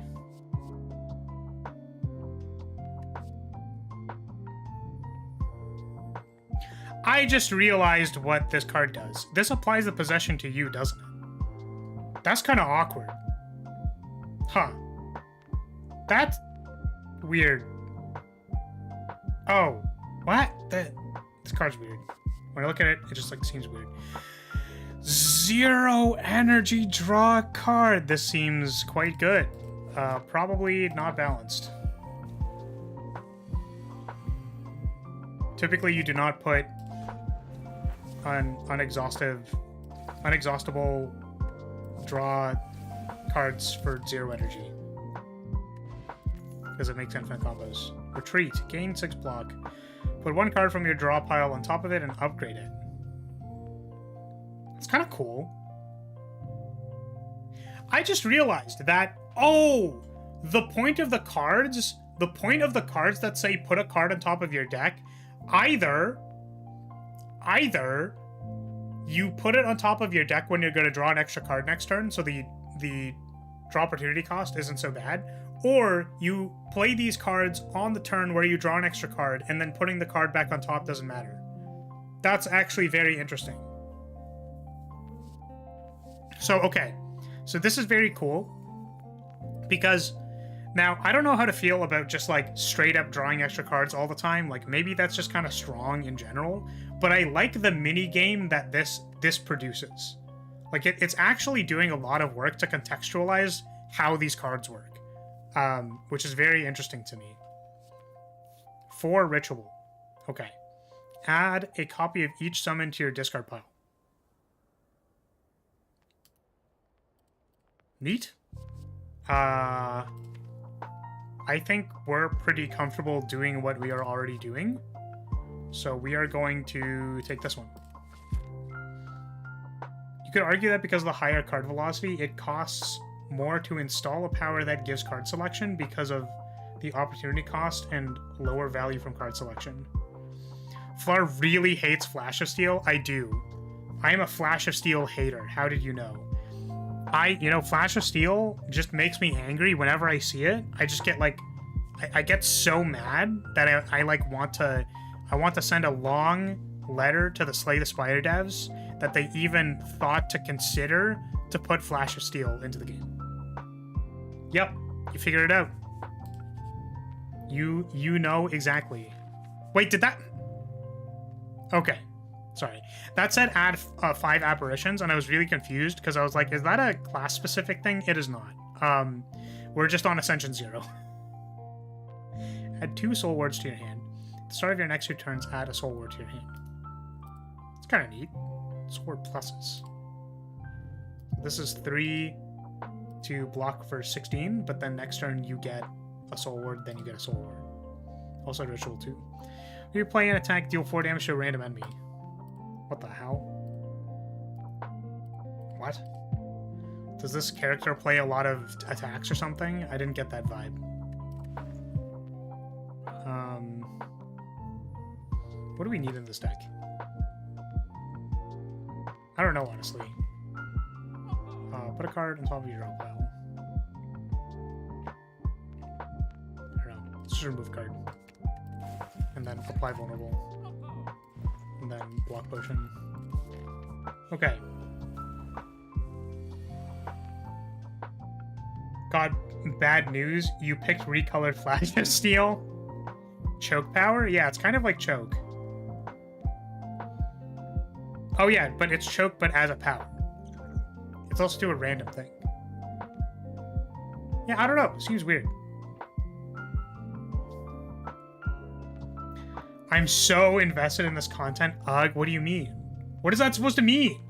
I think it's so playing Flash Steel adds a permanent tantrum to your deck when you play it as Flag Bearer. That'd be funny.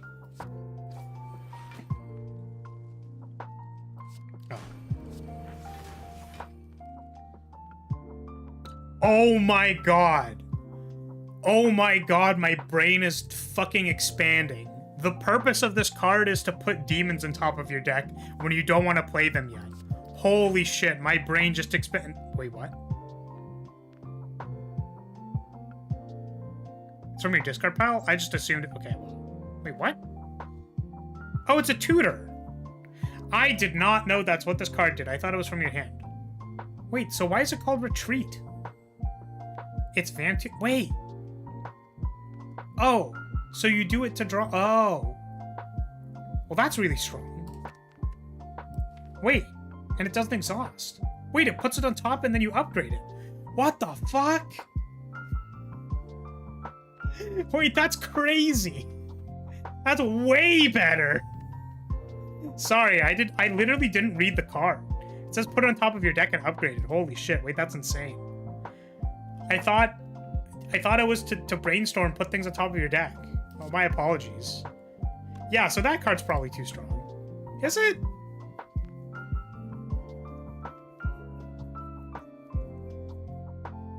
That other one puts it from hand. Yeah, the common does. Huh. See, the interesting part of this card is that, like, it makes sense for you to have card manipulation. Because again, the purpose of this character is to build ritual, and then you're like, okay, I've built enough ritual, I am now going to find the thing and fucking kill you. So that makes sense. It's just weird that this effect seems very strong. It's not weird that it seems strong. It's just that it is strong, and I don't know why it's that strong. Why am I allowed to Vamp Tutor at Uncommon? That just seems really, really good.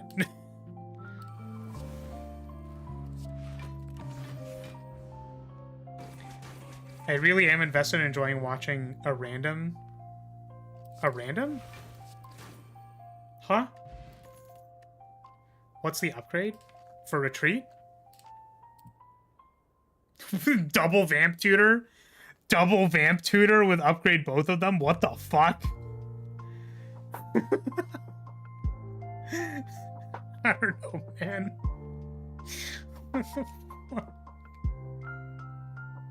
What is happening? This card's insane. That's my opinion. That's my vibe check on this. This card's insane. But, like, it makes sense. I understand wanting to give this character that effect. I was going to compare it to Armament, but that's a bit much. No. I think it is similar to Armaments. It's just that it's an uncommon, but, like, I don't know. Seems weird. Feels weird. Seems weird, man.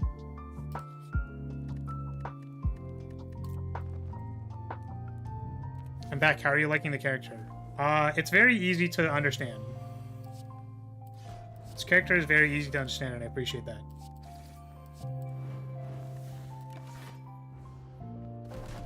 I would say that there are some effects that look kind of innocuous and end up being overpowered. When you think about it, you're like, oh wow. Ritual, deal 8 damage. Next turn, draw 2 additional cards. This is Predator with less damage in Ritual.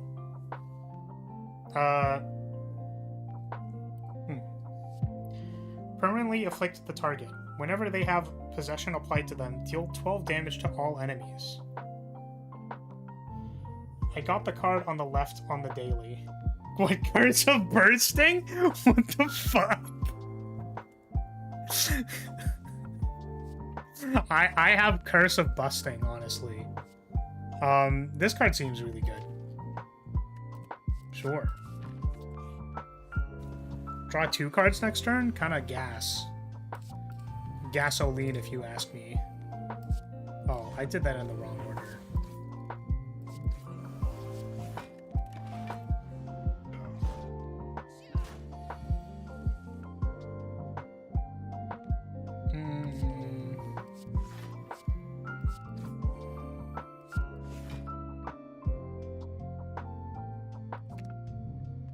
Oh, you know what's interesting about the double tutored effect is that it lets you assemble combos. Which, again, like,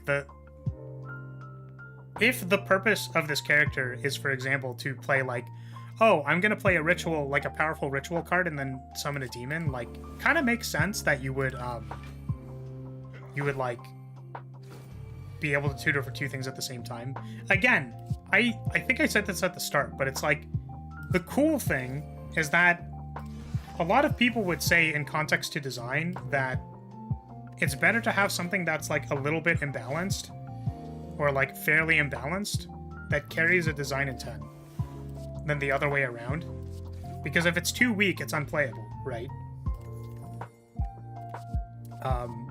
So I can appreciate the fact that I understand what this character is going for, if albeit a little too powerful. Increases your max hand size by 2. What the fuck? What the fuck? What the hell? The start of your turn, draw 2 additional cards? What the hell? I guess this costs 2, but also what the hell? What? Why does it increase your... What? What is the point of that? What is the purpose of this? Is it for retain cards? This synergizes with retain cards? So that you can draw things with retain cards? What? What's the damage genetic algorithm up to? 20.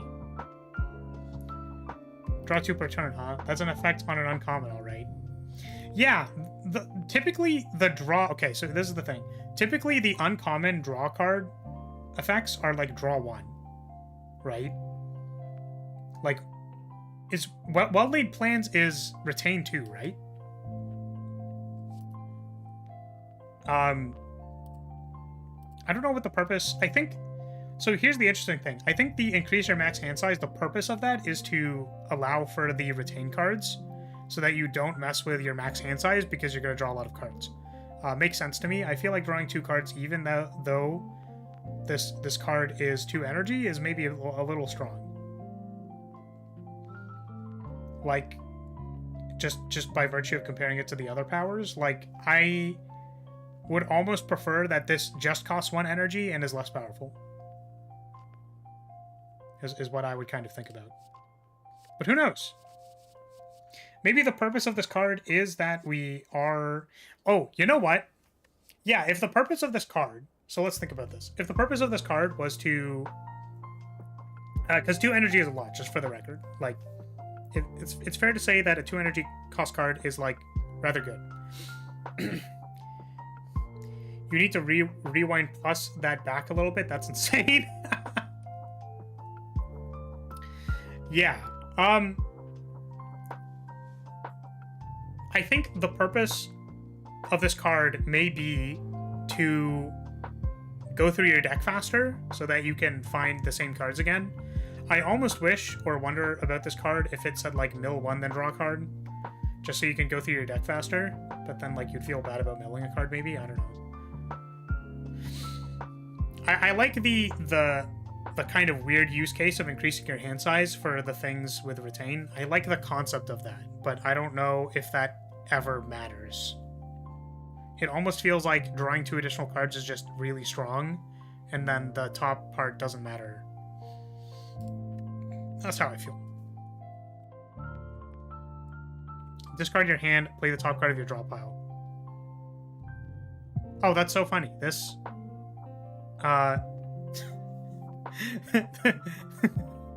This works with the open hand thing, but I don't know why. I don't know. You make it 0 and then you play it last. I mean, I guess like this is 1 energy play the top card of your deck with ritual. So I don't know. That seems really good. If this costs 0, that's rather good.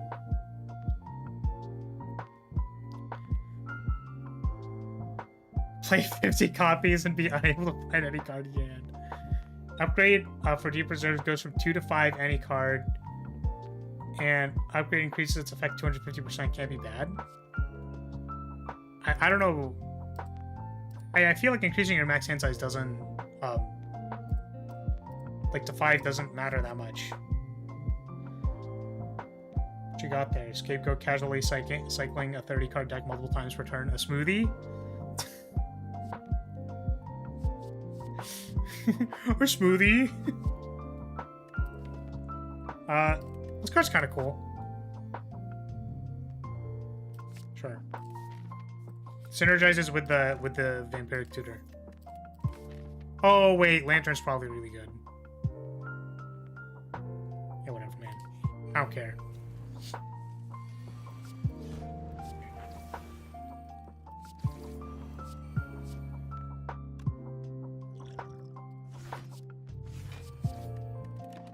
Whoa, Dark Ritual. Dark Ritual is supposed to cost 1. Reduces cards cost by 1 this combat? That's so interesting. What the hell? Oh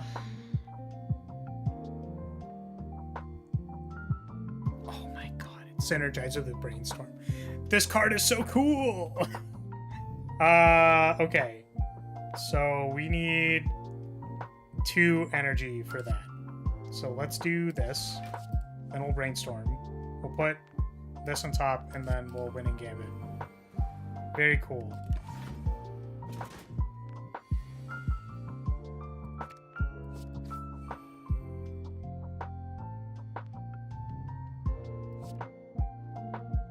Retreat doesn't do anything.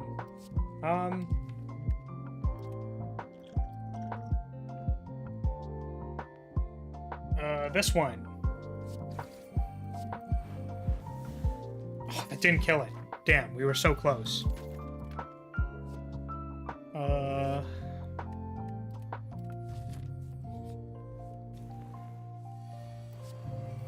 I almost don't feel like I need to continue playing the character. Like, I feel like I get it, you know? Oh, we have a Gromenhorn, I didn't notice. Nice. We just got it, I guess. Oh, the energy symbol here is different. Huh, it's weird.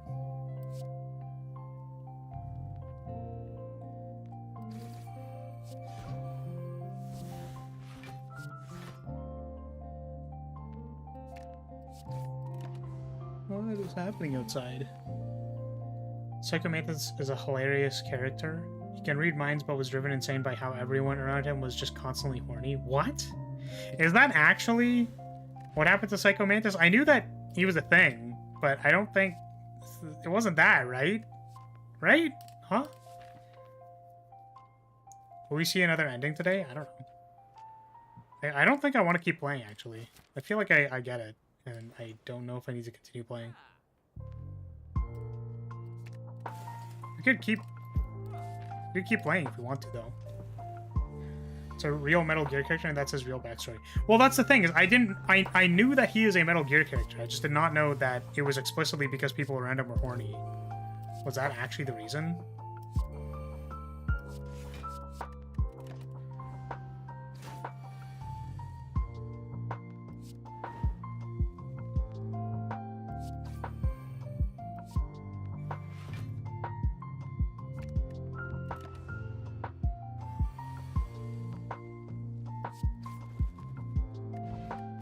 Yeah, I think there are more demons and stuff. If at the start of your turn, gain 3 attunement, add a temporary curse to your discard pile. What? Growing rights. Oh, I guess it's just like ritual 3 every turn? Innate? I don't know how I feel about that. I guess it's kind of good. Let's upgrade this one, maybe.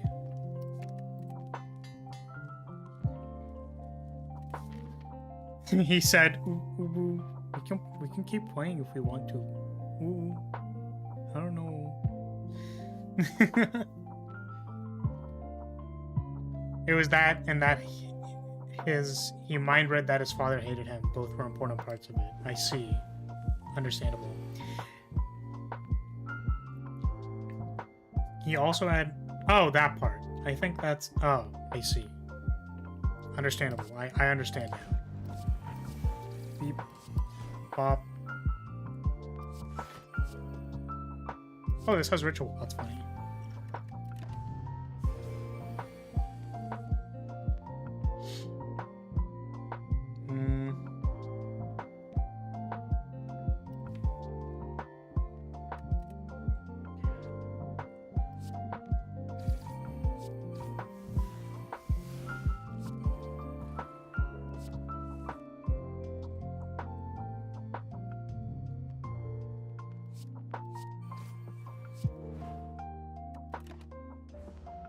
Wow, we just take 22 damage. Very cool. Put a card in our hand. What are we doing this turn?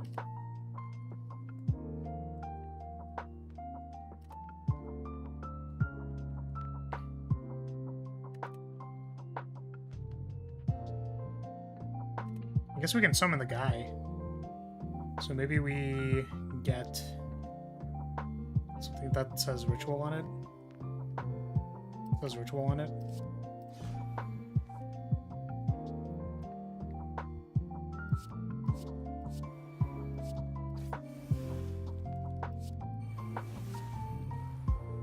Gain 21 block this turn. Gain 7 thorns next turn, or this turn and then the next turns. Let's go. A quick look at the card gallery, it seemed all the demons were uncommon or rare, so not the easiest to get going.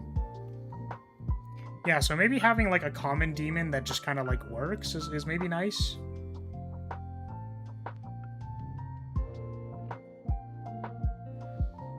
Watching Wild Chess, it's Metal Gear. Lux, do you not know Metal Gear?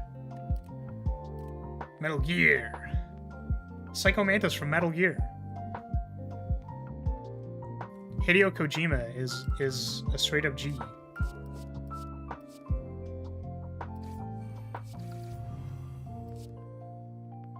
Metal Gear?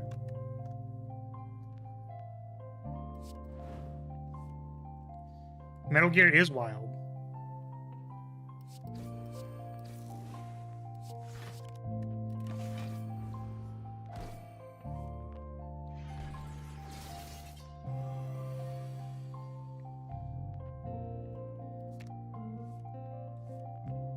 Okay, what are we doing here?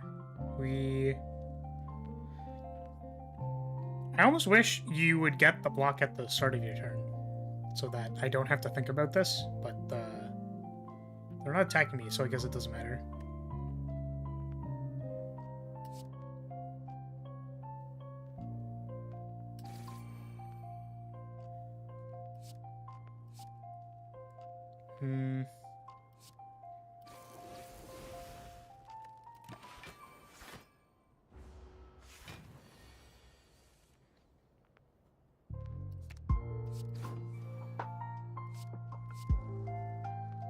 Or are we just dead?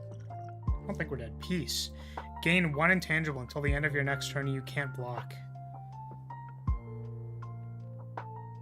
Oh. So it's take no damage this turn, but can't block next turn. Interesting.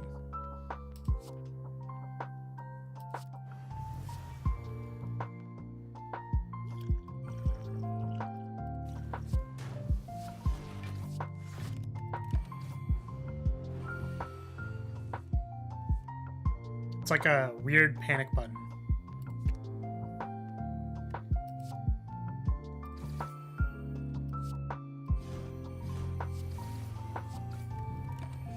I'm an idiot. You are an idiot, but you're our idiot. Nice. Oh, we have 2 winning gambits. That's so awkward. Wait! We can put this on top, and then we do it twice. Whoa. I think I'm gonna lose, actually, which is kind of funny. Am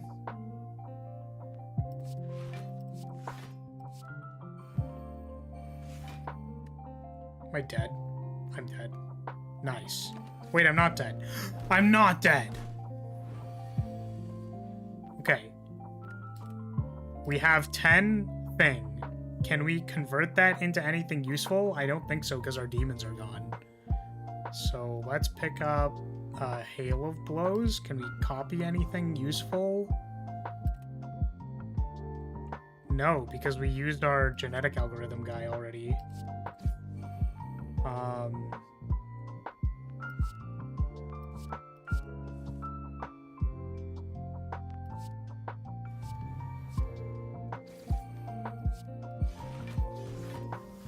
Wow. We were a point of damage off. That is hilarious. We're still dead, okay. Cool.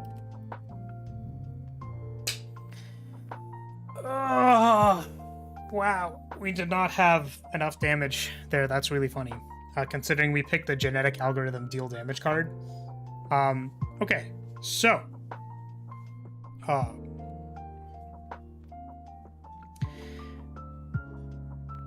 just thinking. So I suppose final thoughts, or closing thoughts or observations. So the thing that I find very interesting about this character is that they have a very clear thing that they are doing, which is, or the clearest thing that I can see is play ritual, play this guy. It's just like, it's very like straightforward, just do this thing and like win the game. Right? Which I'm about that. I'm about simple mechanics that just work. I do wonder about the opportunity, like making cards that have a higher opportunity cost for ritual. I don't know if that is valuable or not. Because again, it seemed like, so the demons are up here, and kind of the thing about the demons is that they have exhaust. So I think the purpose is that you have to generate enough ritual and then pick a spot where summoning the demon is actually valuable, because they exhaust. And then as you saw in that fight, we kind of ran out of stuff to do and then lost. So I will say that there's something weird about like running out of things to do and then realizing you've lost, right? So it's like, oh yeah, everything is fine. Wait, fuck. So I think that sort of happened with Flagbearer in relation to like Excalibur and sacrificing your Auramite and stuff, where you'd be like, oh, I'm gonna reinforce Banner and then make a bunch of Auramite and then I'm gonna Excalibur, and it's like, wait, I don't have anything anymore, right? Which is kind of awkward. But I think if you were more familiar with this character and you kind of, your game plan is to think about like, when is it correct to sacrifice all of my ritual stuff to play a demon or exhaust or whatever, and then provided I didn't get to see all of the demons, but if the game plan of each of those demons is kind of like makes sense, and you can like calculate a little bit for, okay, the next 3 turns, like I'm doing this thing, right? If you can use that and go like, hey, I've generated enough ritual, it is time to win the game, play Summon Guy, particularly in relation with all the cards that allow you to search for cards. So I really, even though I feel like this effect is very strong, where was it? The Duskseeker, I feel like this effect is just incredibly powerful. Being able to select 1 card a turn is just like that just seems insane. However, I like the fact that this allows you to choose when you are ritualing. So you're like, I'm going to play a card that has ritual or continue generating ritual. I am now ready to Duskseeker to summon Nurgle or something, or Nurgle. Like, that's cool. This effect supports the gameplay style that this character is trying to produce, right? Which is cool. Yeah, opportunity cost of ritual, still questionable.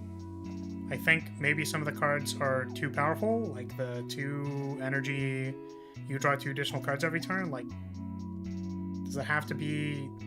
I guess, like, there's cards like the whenever you exhaust a card, whatever that one is on Ironclad, whenever you exhaust a card, you draw a card. So, like, if we're comparing the draw power of those 2 cards, like, maybe it's more comparable.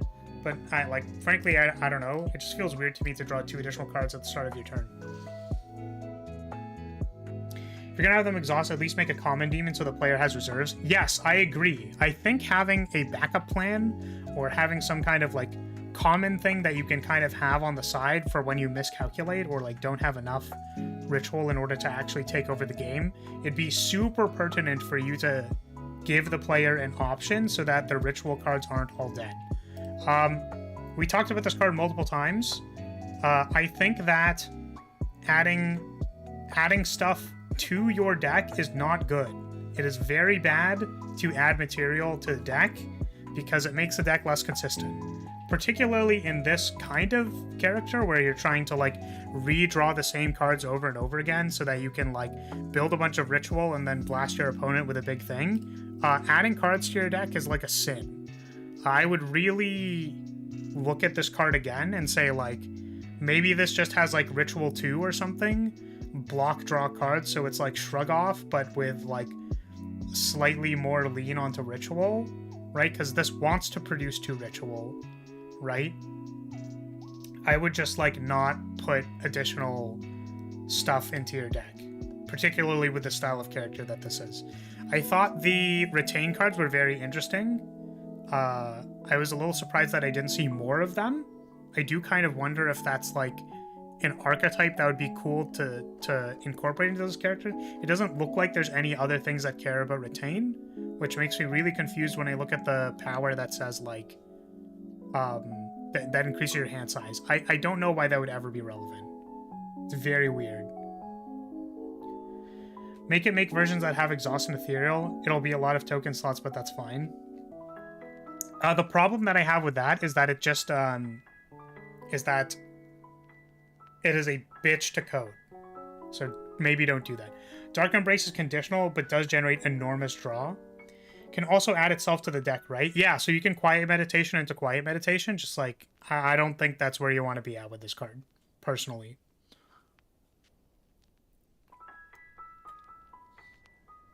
I didn't get to look into Possession a whole lot. I think having an effect that... It's possible that Possession is actually kind of that missing thing that we were talking about, where, like, you want a Ritual, and then you want to have a big guy, but the thing is, like, your big guy is kind of... Your miscalculations are mitigated by the fact that you can deal passive damage through Possession, so it's possible that you want to have both of these. So on Silent, what that looks like is you have a lot of backstabs and upfront damage with, like, shivs, but then in the late game, you have, like, this big damage scaling thing with poison. I think this is kind of the other way around, where you, like, your poison is just kind of supposed to, like, do enough damage that it compensates for what you haven't done with your demons or your big damage cards. But the damage, like, this is your burst card. Your upfront damage is your poison, like, comparison, as far as how this character is designed. So, character is really cool. I don't know if I have much else to say. It's very straightforward, which sometimes it can be a little bit like annoying or monotonous to play game plans or decks that are like incredibly straightforward. But it really is just like pick some ritual cards, play your ritual cards, resolve your cantrips, and then go like right. Very simple.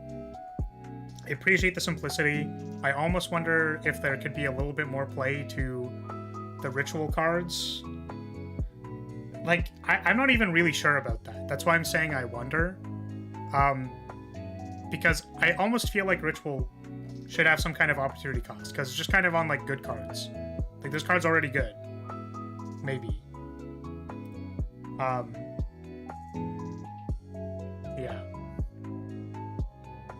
I guess there's the card that buys back from exile. I wonder about this card too. This card seems like rather powerful. I don't know. Where's the other one? There was another card that I was thinking of. Oh yeah, this card's unplayable. That's a funny one. This one's like arguably very like this is just a bad attack. Then you're fighting a boss and it's a bad attack. And then even when you're fighting someone like, when you're fighting the Collector, it goes like 20, 25, 30. Wow, crazy. Or it's like 25, 35, 45. It's like... You have cards that say do like a bajillion damage on them. That's like half of what this character does. They do not need this card. So I don't think that card's particularly impressive. Really love all the magic references, by the way. They're hilarious. I love them a lot. As someone who also put magic references in my character, big fan of those. There's another thing. There was one more thing. Oh, this card is you know, it's actually really interesting with this card. Probably just shouldn't exist in general, right?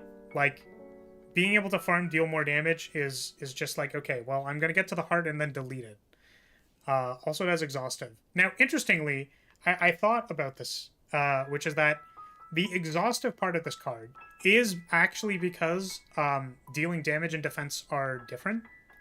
So you proportionately probably need less defense than you need damage in Slay the Spire. So you need enough damage to not die while you're playing the game. However, the amount of damage required to kill a boss, for example, if they have like 300 HP, you proportionately need more damage than you need block.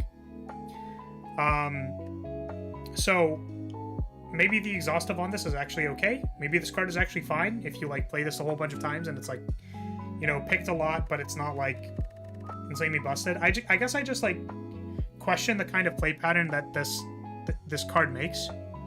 Whereas like genetic algorithm is like, you play it when you want to defend yourself, but there's sort of like the opportunity cost of like taking your time to play genetic algorithm while it's bad, and then still finding a way to block enough damage such that you're playing the turn with -1 mana,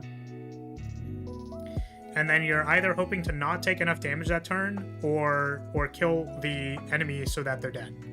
The thing with Smoke Rises is that opportunity cost isn't as present because this card will end the combat. Genetic algorithm by itself does not end the combat. So I suppose that's another difference between dealing damage and blocking, is that like once this card gets to 40, you're just like, okay, I'm gonna enter a corridor fight in Act 3, go like blast you, put it on top of my deck, blast you, combat is over, and now it deals 46 because it's upgraded. That's not how this works. It deals 44. So I don't know about this card. I don't know how I feel about it. I think if you like honestly think it's not actually that big of a problem, whatever. I wouldn't push it too much. But yeah, cool character. This was the Warlock by it was Unbearable or Unbearing or something like that. Or is it? Yeah, Unbearable. And that was really fun.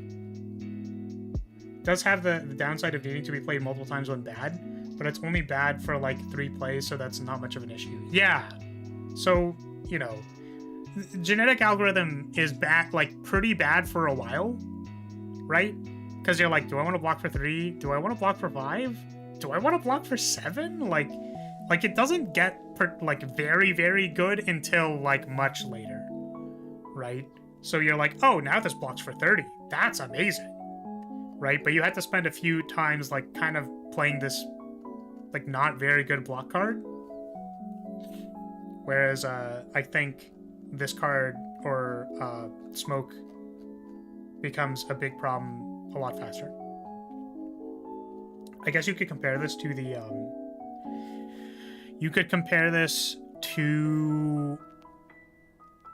the average HP of things.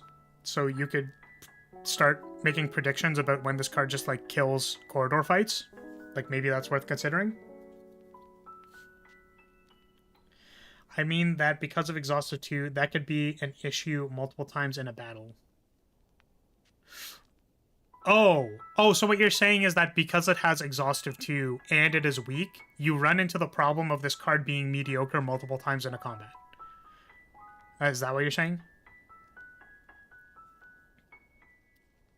You run into the genetic algorithm dilemma multiple times in a...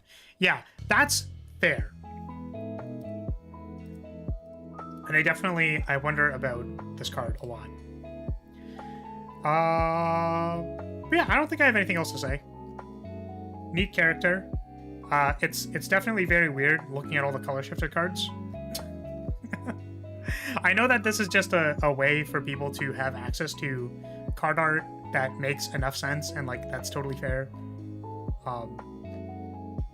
And it's not actually a knock at the quality of the mod, because I think a lot of the design intent comes through, and a lot of the design of the cards is not like horribly egregious. So very cool. It's not actually an issue for long enough to matter much. Yes, I agree with that. Okay, so thanks for joining me on Design Spire. Hopefully it was entertaining and fun. And that's gonna be it for today. So I'll say thank you so much for watching, everybody. Thank you for being here. I appreciate your support as always, and I will see you next time. I believe we are streaming Flagbearer on Wednesday, and then we're going to watch the Free Run finale with members. I'm very excited about that on Friday, which we are then maybe going to play Unicorn Overlord after that, unless I'm literally crying myself to sleep, in which case I will be unable to stream. So, thanks so much, everybody, and I'll see you later. Bye-bye. Bye.